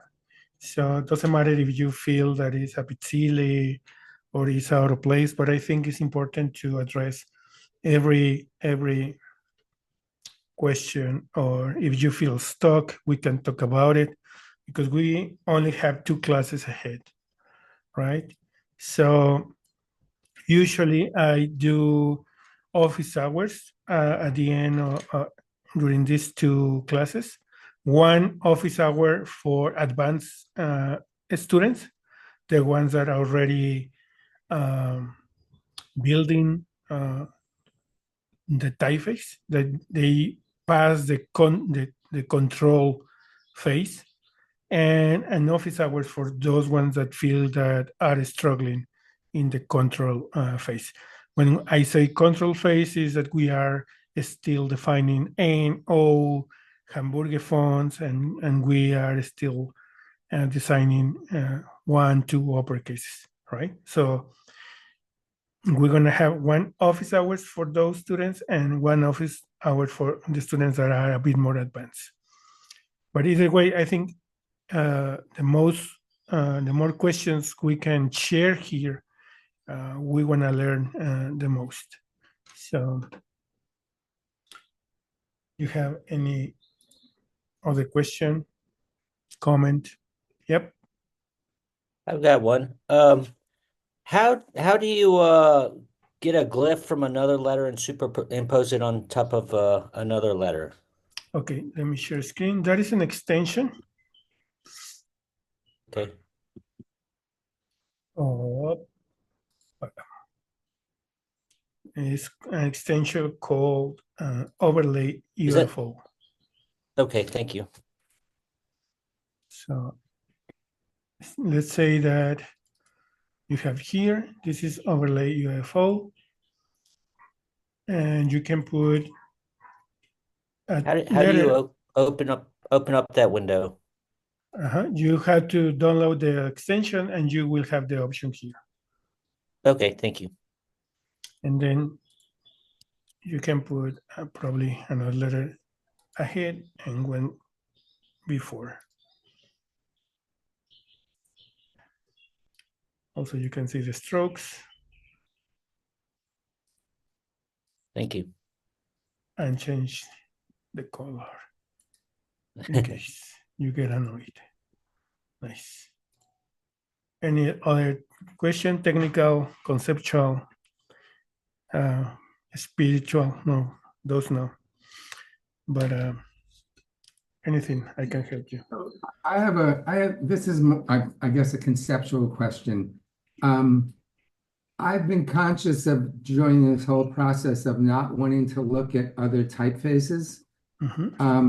And I think there's part of that is, I think when I came into this class, I came in with the notion that I've been looking at type for, decades, but never the way I'm looking at it during this class. So specific. And I think a good example of this is when I was struggling with the F and the T, I was very tempted to go and look at other type examples. But I hesitated to do that. I wanted to try to see if I could sort of figure it out myself, which is somewhat silly in a way because obviously the typeface is all around us, and you're also giving us insight into the way type is constructed. So I don't know if it's so much of a question as I guess is the question of influence in designing a typeface. I think we have to be careful. Of course, sometimes we get stuck. We don't know how to solve, and it's okay to go and find how other people solve those issues. I think if we go with that mindset, it's okay, right? Like how sometimes you find issues like my F is collapsing with L, how other people solved it. Okay, let's go and see how they solve it. And then close the reference or remove the reference from your head and then uh, design it right with that answer. I think that is valid and it's nice. uh, I don't think that is copying because you have a different problem. It's similar problem, probably a similar answer but different design. uh, we don't recommend, especially at the beginning, to have references, right? Because sometimes people can go directly to the reference and copy proportion or the structures. And if you are copying that, it's going to be hard for the student to understand where the structures, where the proportions come from, and how they behave, or how probably you already know type design is contextual, right? Depends on the context, depends on what letter is before, what letter is after. It's a system, it's a system, a highly contextual system. So you can see when a student is copying because some letters seems to be or they feel foreign to the system, or they feel out of place, or they feel different proportion, or different, completely different idea. Uh, so I would say go and solve any question you have with other references, with other projects. I think that is healthy. But as soon as you see how they solve it, try to replicate it in your own, at least in this stage, right? Uh, the worst that you can do sometimes even is, well, sometimes is inevitable, but sometimes students copy and paste vectors from other typefaces. I would say that that is the worst you can do because you're going to be missing the opportunity to at least understand uh, how to make stuff for yourself.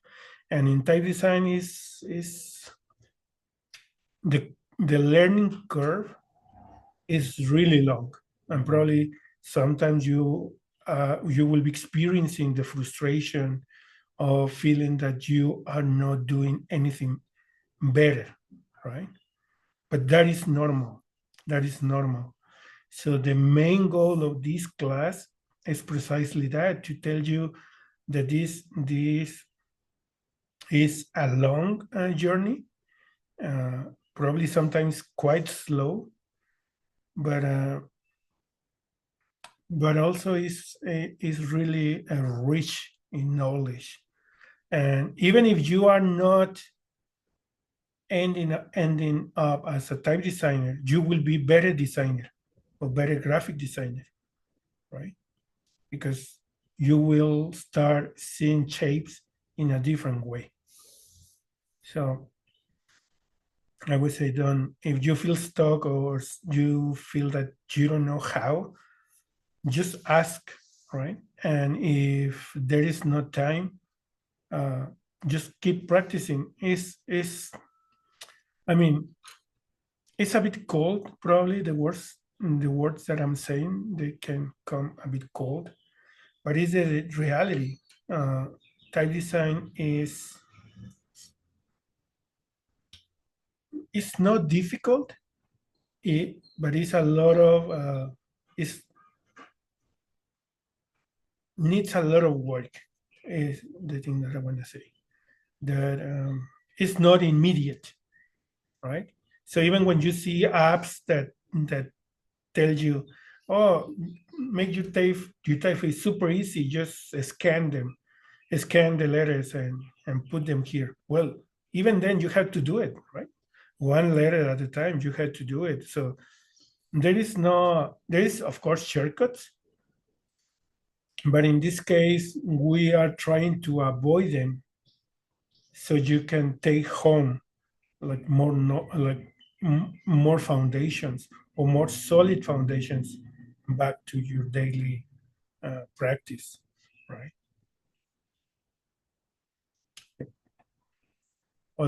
Another question you have? Yep. I have it. I have a question. Are we gonna be able to export our alphabets to a font that we can use? Yeah, yeah. In fact, I don't know if you were in the class, but mm, we can The be last class? able, no, we already talked how to export. If not, Okay. we can do it. All right, very good. Thank you.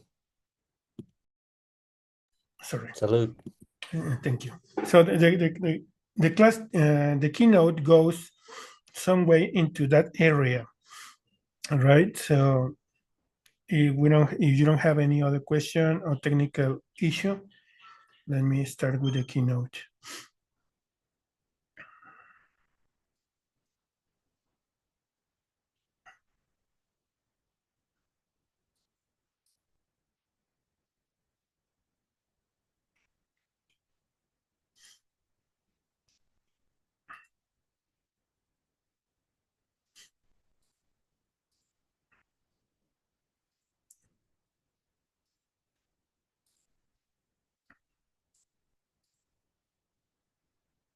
Mhm.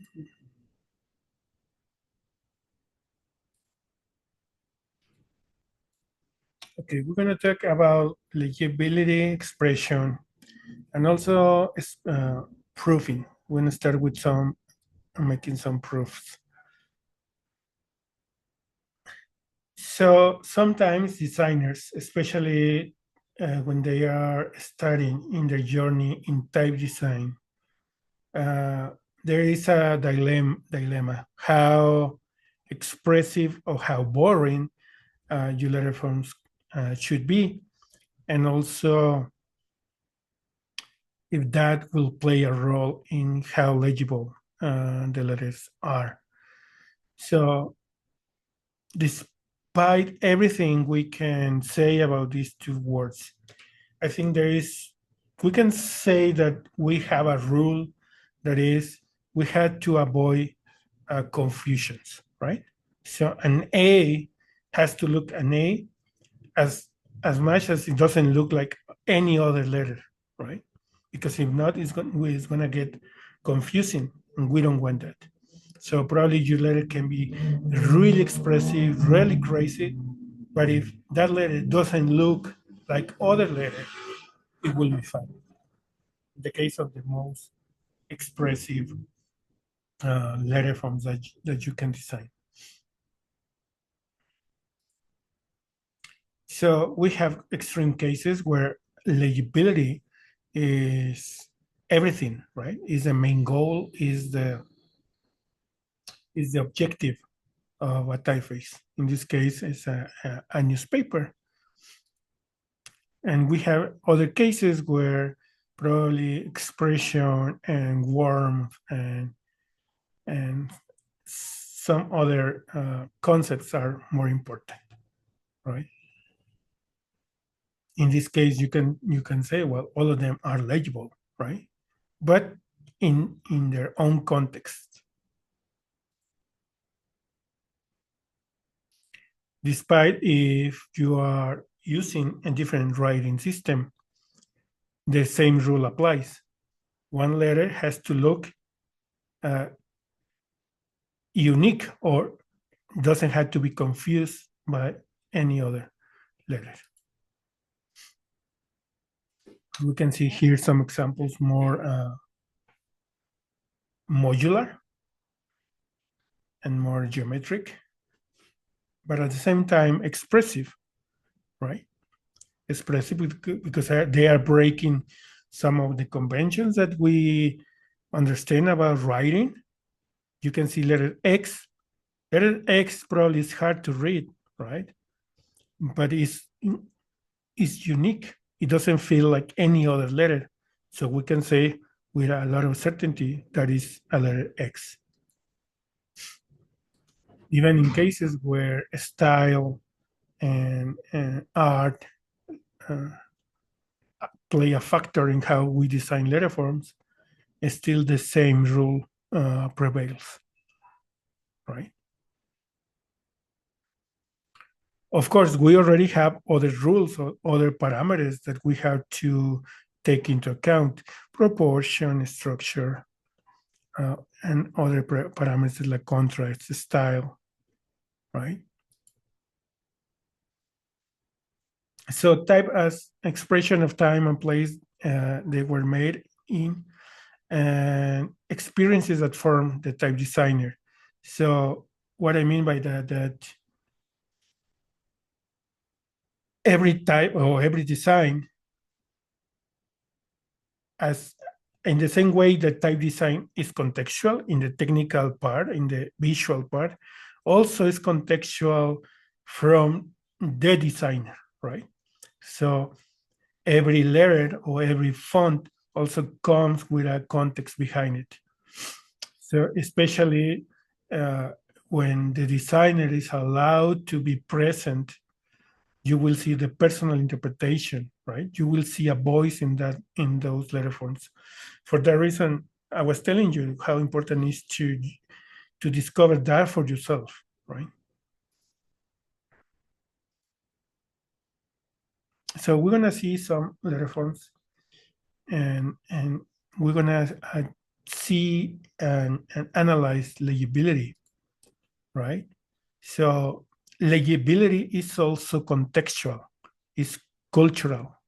So there is no typeface that you will see this, or sometimes you will see some news or some design articles that say this is the most scientifically legible typeface in the world, right? Well, probably, but for that study, because legibility is cultural. Um, that is one of the reasons why the grotesque style or that kind of letters are called grotesque, because at some point in time they were considered unreadable and ugly, right? But now we think they are the most readable and legible, right? But that can change in the future.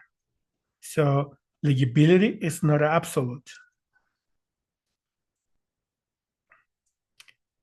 Even here, where we don't have strokes, even when we don't have strokes, we can still read. Of course, reading is also something that we learn, right? What happens if you grow with only these letters around? At some point, this will be extremely legible, right? So legibility also goes with time and with adoption. At some point in Germany, black fracture was considered more legible than Roman. And in this aspect, legibility is about how we perceive or how we read words. We don't read letters, right? And when we read words, we read groups of letters. For that reason, it's really important for us as type designers, or for us doing typefaces, is to think how the user reads, right? The user reads words. And then if we are making difficult to read group of letters with an special super expressive letter that doesn't fit the system, is where we are making difficult the reading. Now, we haven't talked about proofing, and this part is really important, right? Because proofing will simulate how the typeface works in the environment that you are intended for the typeface, and also emulating how the user will be using your typeface. But also in the technical part, you want to see if your letters are usable and technically capable of being rendered. Okay. Especially, we use proofs to exercise your eye, right?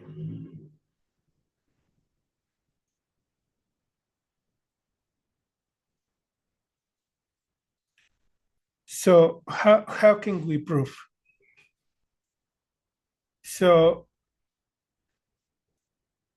the idea of proving is to put our typeface to use, especially in the early stages.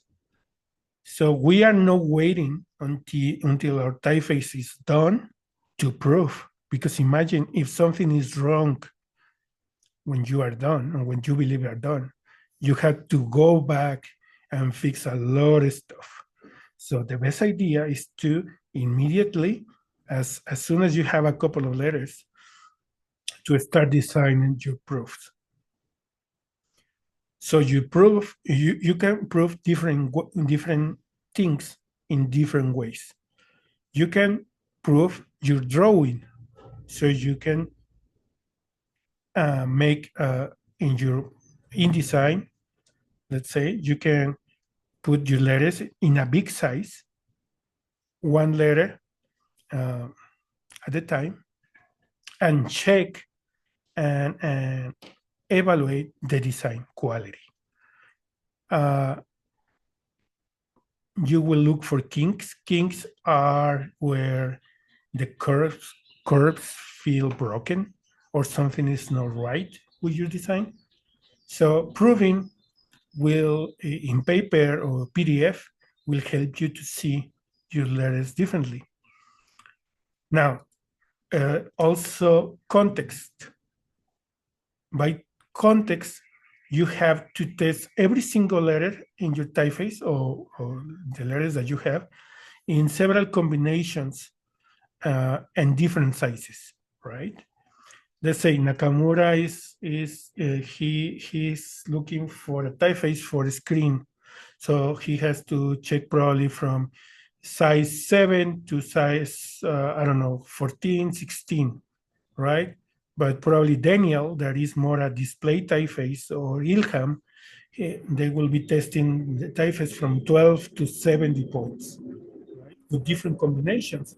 What combinations can be? Well, I give you some examples with NNO, or with NN, your letter NN, OO, your letter OO, but can be any combinations you think are valuable for testing your typeface. And also, if you are covering already other languages, you can try different language, right? Why we suggest to test in different languages? Because different languages have different patterns, right? The pattern on Spanish is not the same pattern for English. They have different frequency of letters, right? And if you use another language that is, I don't know, Dutch, that has more diagonals, or you will see more diagonals more often, so it will give you a different idea of what is happening with your typeface. Okay, so these are some examples of how to prove. So I like to put all my glyphs in a big size in the PDF, and then to use strings. or in this case is N, the character N, and every single character in my typeface will be surrounded by letter N or letter O, letter H, and letter O. So you see the importance of these control characters. Even though these are the same that we have studied so far, N, O, H, O, some projects will be necessary to have different letters as a character control characters. But in this case, because it's a sans serif, probably N, O, H, O are enough. So in this way, you can test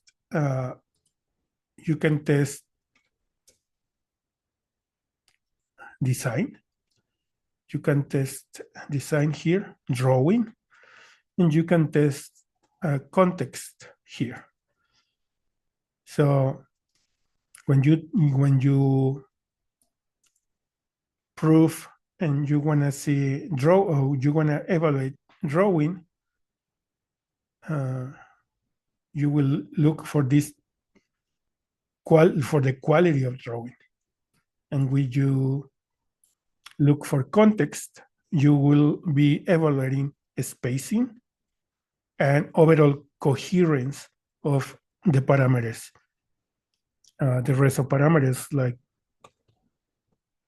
proportion, contrast. Even though you already had that in your design, now you are proving if that will work with every single character.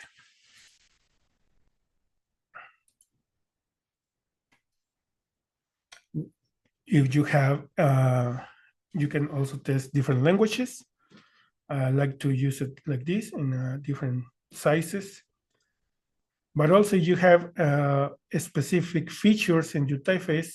We haven't reached that part, but you can also test if your open type features will be working, right? So probably don't pay attention to this. But here we are testing open type features. So I think that is the next task that you have to address. So you had to make your own proof, right? I can give you some examples, but at the end of the day, you know what you want to prove, right? So even I have some, let's say, templates, but I never use the same proof because in every project the character set changes and the priorities of every project changes. So it's just easier and faster to make your own proof. So I will share with you the PDF that I use, the file that I use, but probably won't work for the amount of letters you have at this point. So you have either way to modify it. Okay, so let's go back to, I will share screen.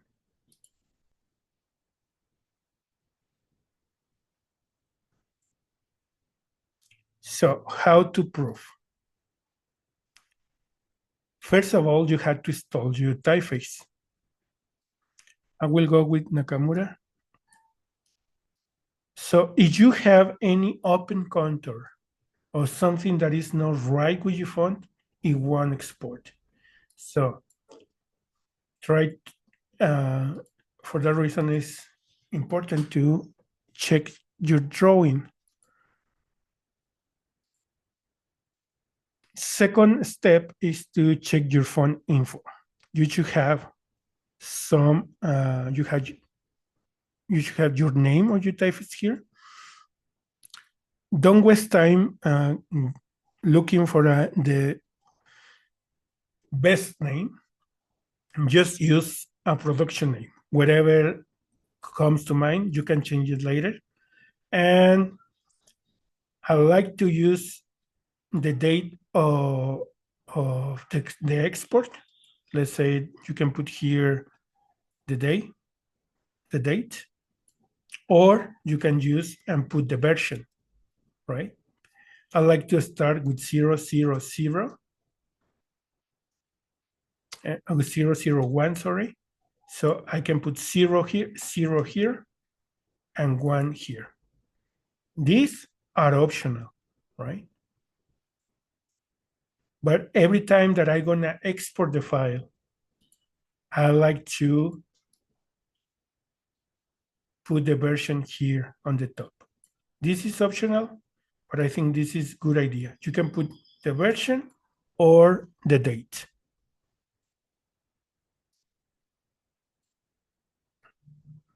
If you have these dimensions, these are called your metrics. It will be nice, but don't worry if you don't have it right now. We're gonna talk about that next class, okay? But for now, you have to be sure to have this and this, okay?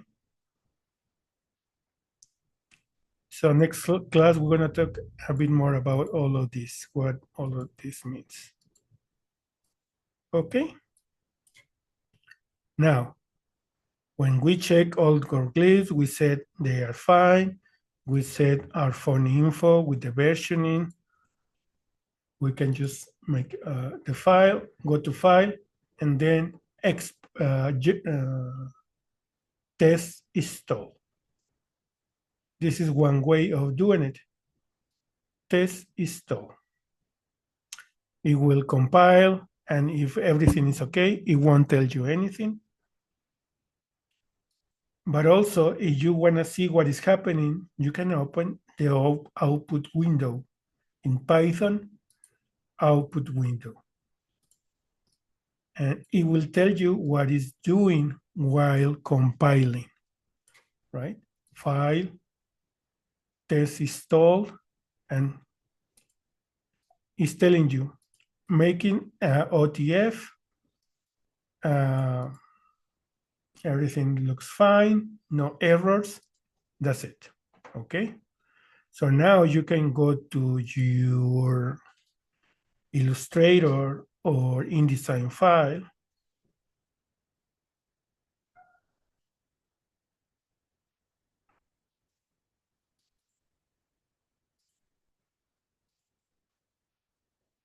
And then you can use Nakamura Sans, right? So you can use. So it automatically installs the font to your system fonts when you Yeah. do the test? Okay, Yeah, thank you. test install is temporary. So if you close raw phone, I think it may disappear, right? But this is only one way. The good thing is that if I have Nakamura Sans version 001, if I do several changes and I can compare Nakamura 001 with Nakamura 002 and have a nice tracing of all the changes, right? So I have some fonts here that I'm working with. So you can see all the versions, right? This is the same typeface. And you can see all the difference between versions. Look, some spacing, some contrast, like some fixes. Let's see another font that I'm working with. Look, you can see here. Some changes are not even noticeable, right? But everything, every important change that you make in your design is important to test it, okay? So this is the fastest way. The other way is to go to File, and instead of doing test install, you will generate the font. Generate. So the difference here is that it will make an actual file, right? So you can choose what layer you want to generate. In this case, because we have work only with foreground. We're gonna use the foreground layer. We're gonna remove the overlap, all the open corners, all the things that we did, and auto hint, right? Format OTF. We're gonna talk about formats next week, but for now, OTF is okay. We're gonna save. And now we're gonna have an actual file, right? It's an OTF. And if you're gonna try or test this file, you have to install it with your phone book, or you can even give it to a friend to test it and to tell you what is wrong with it, what is good with it. And now it's telling me that I have an error because the phone is already installed, because I installed it with this installed. Right. But now it's an actual font that you can test. Now, let me talk about the proofing file.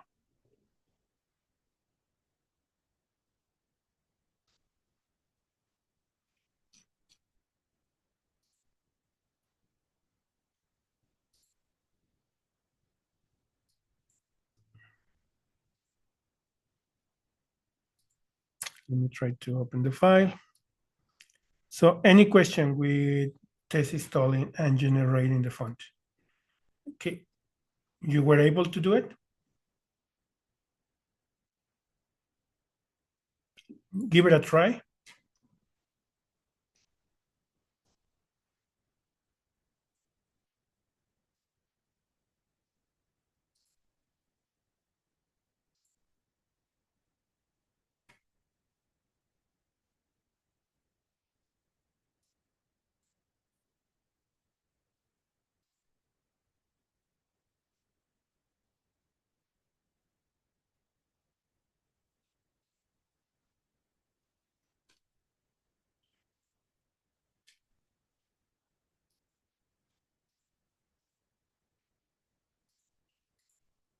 Hey, Hen, Mm-hmm. where do you select the family name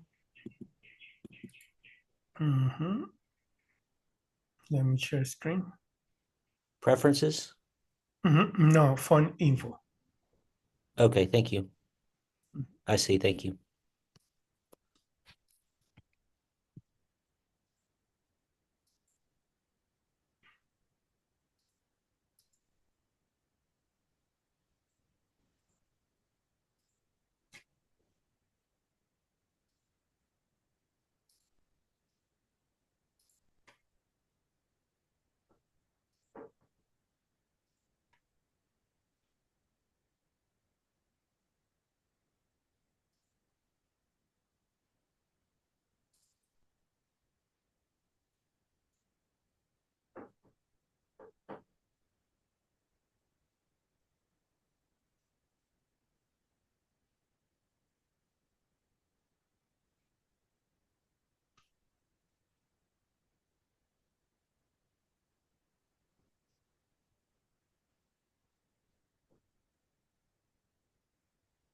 Hmm.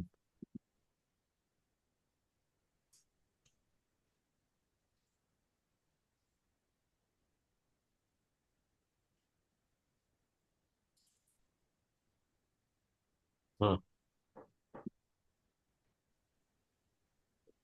I keep getting an error saying that it can't generate an unnamed font, even though I've changed the name. Can you share screen? Sure.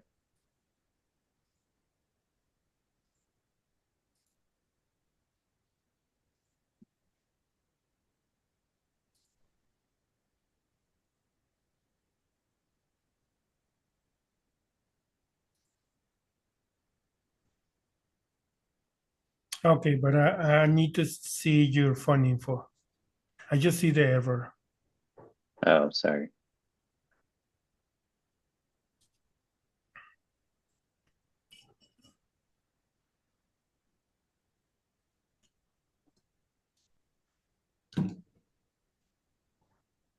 Huh. Okay, so let's go to font info. Okay, you had to add a style name. Oh, Just add the word regular. I think that will be enough. okay.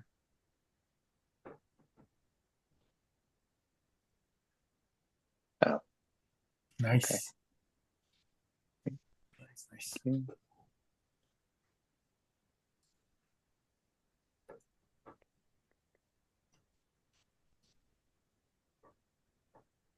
Huh.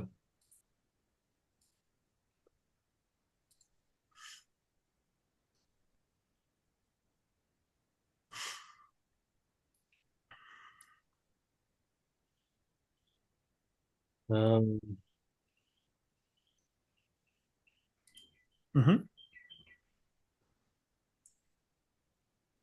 So everybody's okay with the test though?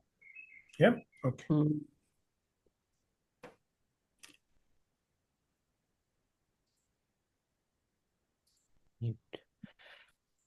I think I have. How can you tell if it's done the test install? I went through the process and it seemed fine. Just open Illustrator or InDesign. Okay.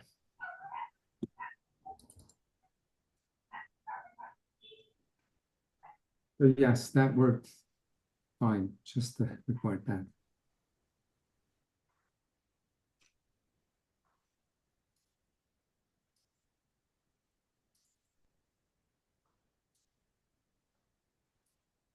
Okay, so let me show you some of the proofs that I have.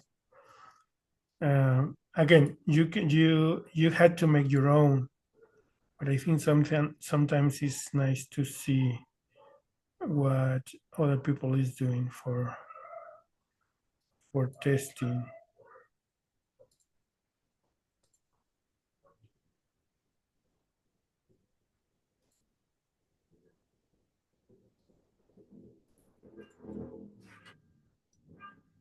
Share screen.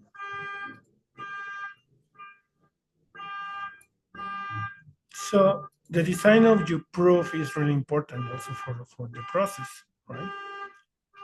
So depending on your process, you have to adapt your own proof. So in this case,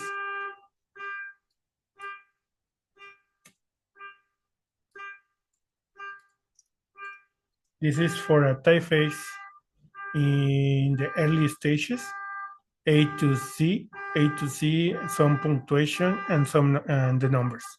So this typeface is no bigger than this, right? Of course, you may have fewer characters than this, so you have to adapt it accordingly. Something that I like to test is if you have uppercase and lowercase, well, to see how they interact, how they look, but also in different sizes, right? Because here the spacing may look loose, but this typeface is a multi-purpose, so probably you will look for analyzing small sizes or smaller sizes, right? Like somewhere like this. But then, in order to judge rhythm and spacing and the overall color of your words, I like to use these strings. These strings are the same, if you can see, the same strings that I use for the spacing, right? N U N E I U B P B D P Q. All of these are very similar to the ones that I use for spacing. But one thing is to see them on screen in raw form. Another thing is to see them in printed. So all of these strings are similar in that way, but I'm replacing this letter in the middle. So I have a different letter always between N and O's. It's a different letter always.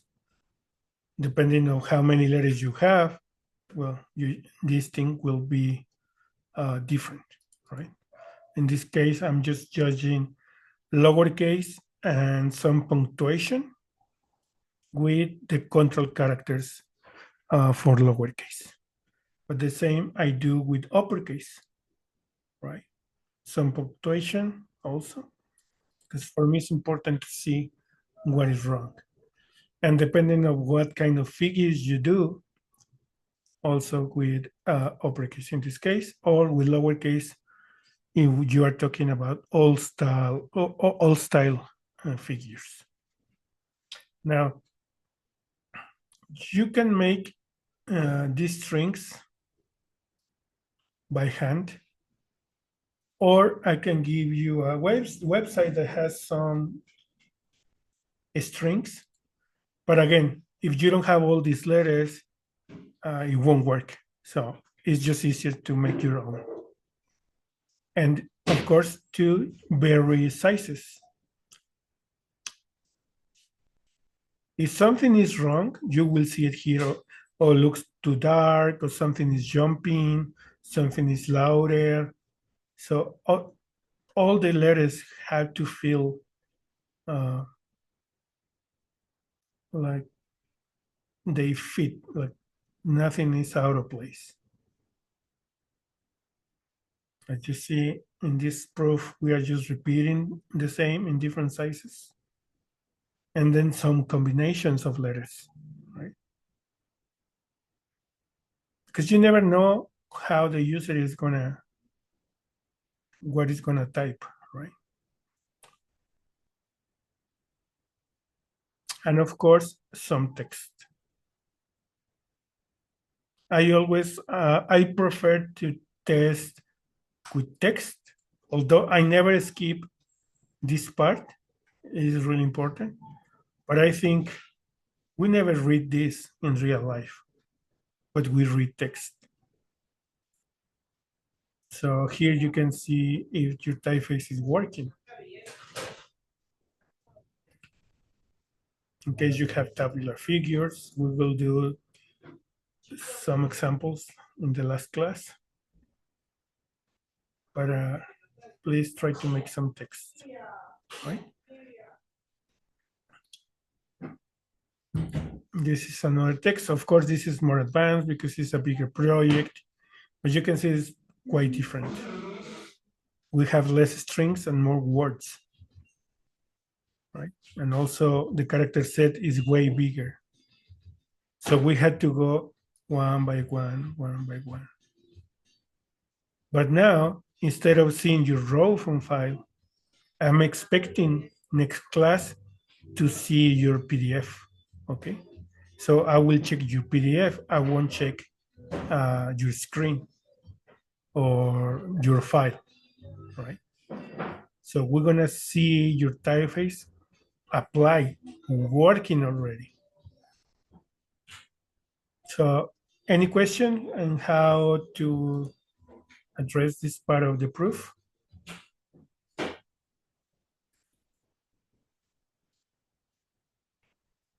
So for homework, you have to deliver the proof with all the fixes that we talk about this class, but you had to make the proof. So I will check the strings, the spacing strings, the character set, and combinations of letters and text. Right? So if you are struggling to make some strings or there is some tools that you can use. I will give you the link in the chat.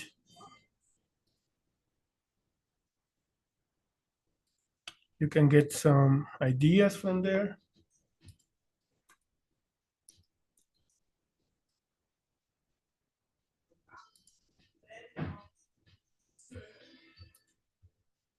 Also, you can put the letters that you have in this other website and get some text. Or you can if you have ChatGPT, you can also ask ChatGPT to help you with the generation. Sometimes it's a bit stupid because you can tell ChatGPT, please make a text only with these letters. And I don't know why, but always, I get more letters that I ask. But this tools extension that we are using, the Watermat, is also a good extension for getting words. But the spacing strings are really important. Okay.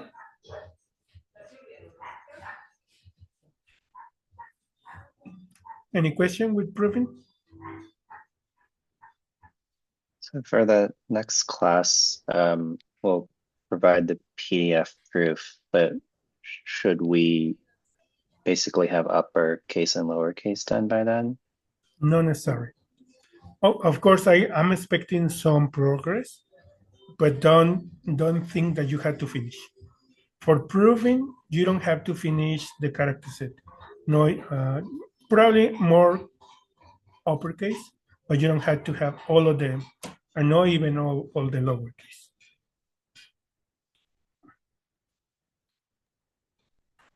And then I guess. I'm sorry. Oh, sorry. Go ahead. Go ahead, Jonathan. Oh, sorry. So I guess following that, what is the expected deliverable for the final class? I know that you mentioned like a presentation of some sort to capture all our progress. Yeah. I want probably seeing the progress of the class. I think don't worry about that. I think the progress, and usually we do that when classes are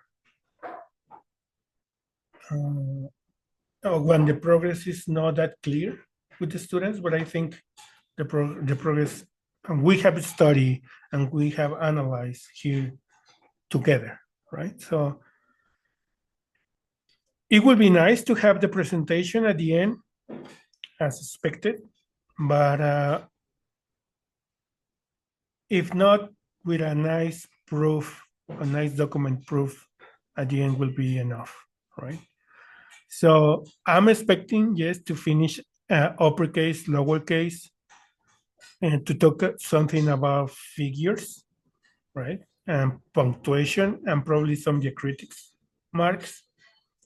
But also, I don't want to overwhelm you with that. For that reason, I will plan probably for next week. We can talk about that in Slack, about the office hours. The office hours for the people that are already advancing or the needs more specific feedback. In this case, I'm picturing Ilham and Nakamura, but everybody is welcome to join to the office hours. Okay, so if you want to come and join, it will be nice. And also, if you feel that you are behind, I'm gonna make another office hours, right? Just to solve stuff in particular, and also that one everybody is welcome. Okay.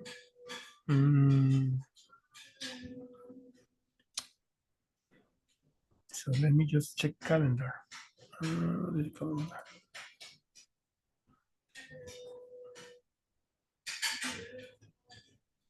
So according to my calendar, we have 21 and 28. So 28 will be the last class. So we can make the office hours either at the end of this week or the end of the next week. So please think about it. Tell me how you feel.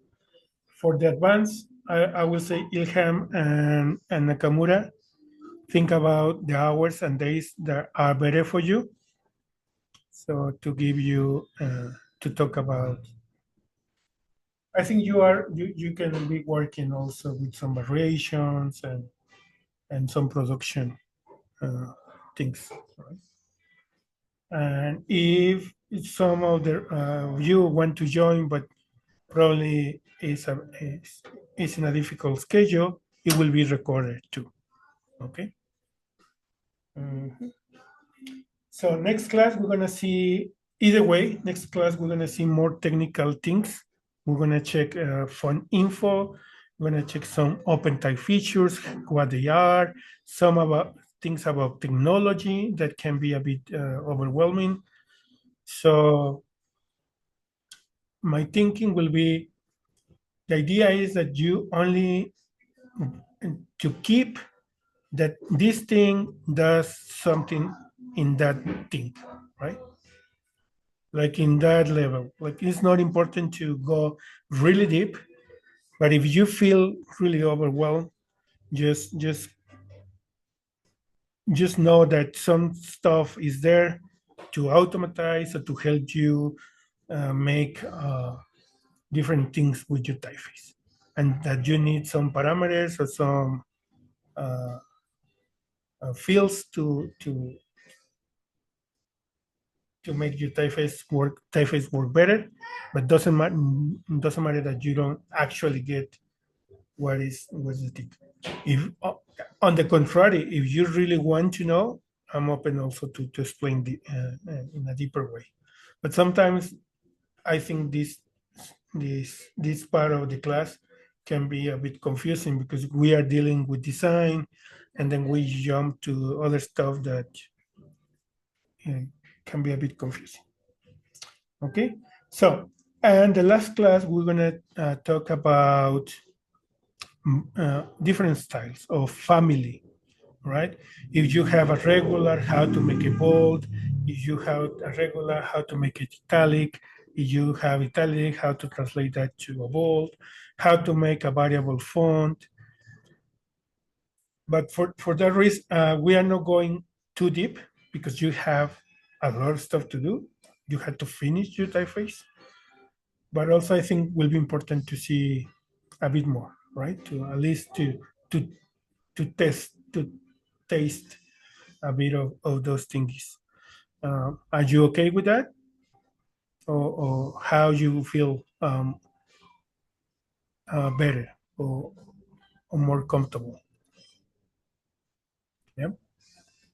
That's good. Okay.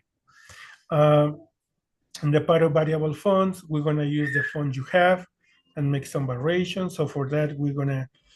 So let's say that the last class, I'm not giving you feedback, right? For that reason, it's important the office hours because the office hours will be the last time that we'll give you feedback on your project, right? So if you feel comfortable working and making progress in your typeface this week, uh, last week, next week will be the last week of feedback, okay? Because I want to also offer you a bit more of the world of typeface design and also have a bit of fun with variable fonts, also making some tests in web, uh, helping you understanding how to make bold or black styles out of your regular style. That seems easy, but it has their own grades of degrees of difficulty. Also, how to interpret that into italic. Mm. I was going to give you an example of how to make uppercase from lowercase, but I think so far it's not an issue with, with you, but probably we will work that last or next class. Okay. Uh, any comment or any question before leaving? No? Just one quick thing, Jen. Is one of the files you're going to upload have the input strings? Yeah. The text. Yeah. Okay. I will give Great. you, I have another file with all the spacing strings that I have used for raw phone. And also I will give you the PDFs that you saw on screen. Even though they don't work for your files right now, but at least you have an idea where to start. Okay? Hey, Kira, some of these strings are already in the chat. You can see them if you press the chat button at the bottom Okay, and copy and paste. I see. Okay, thank you for that, Silver. And I will be paying attention to Slack in case you have any question. Okay? Okay, so we'll see you next week. Thank you. Great class. Bye. Bye.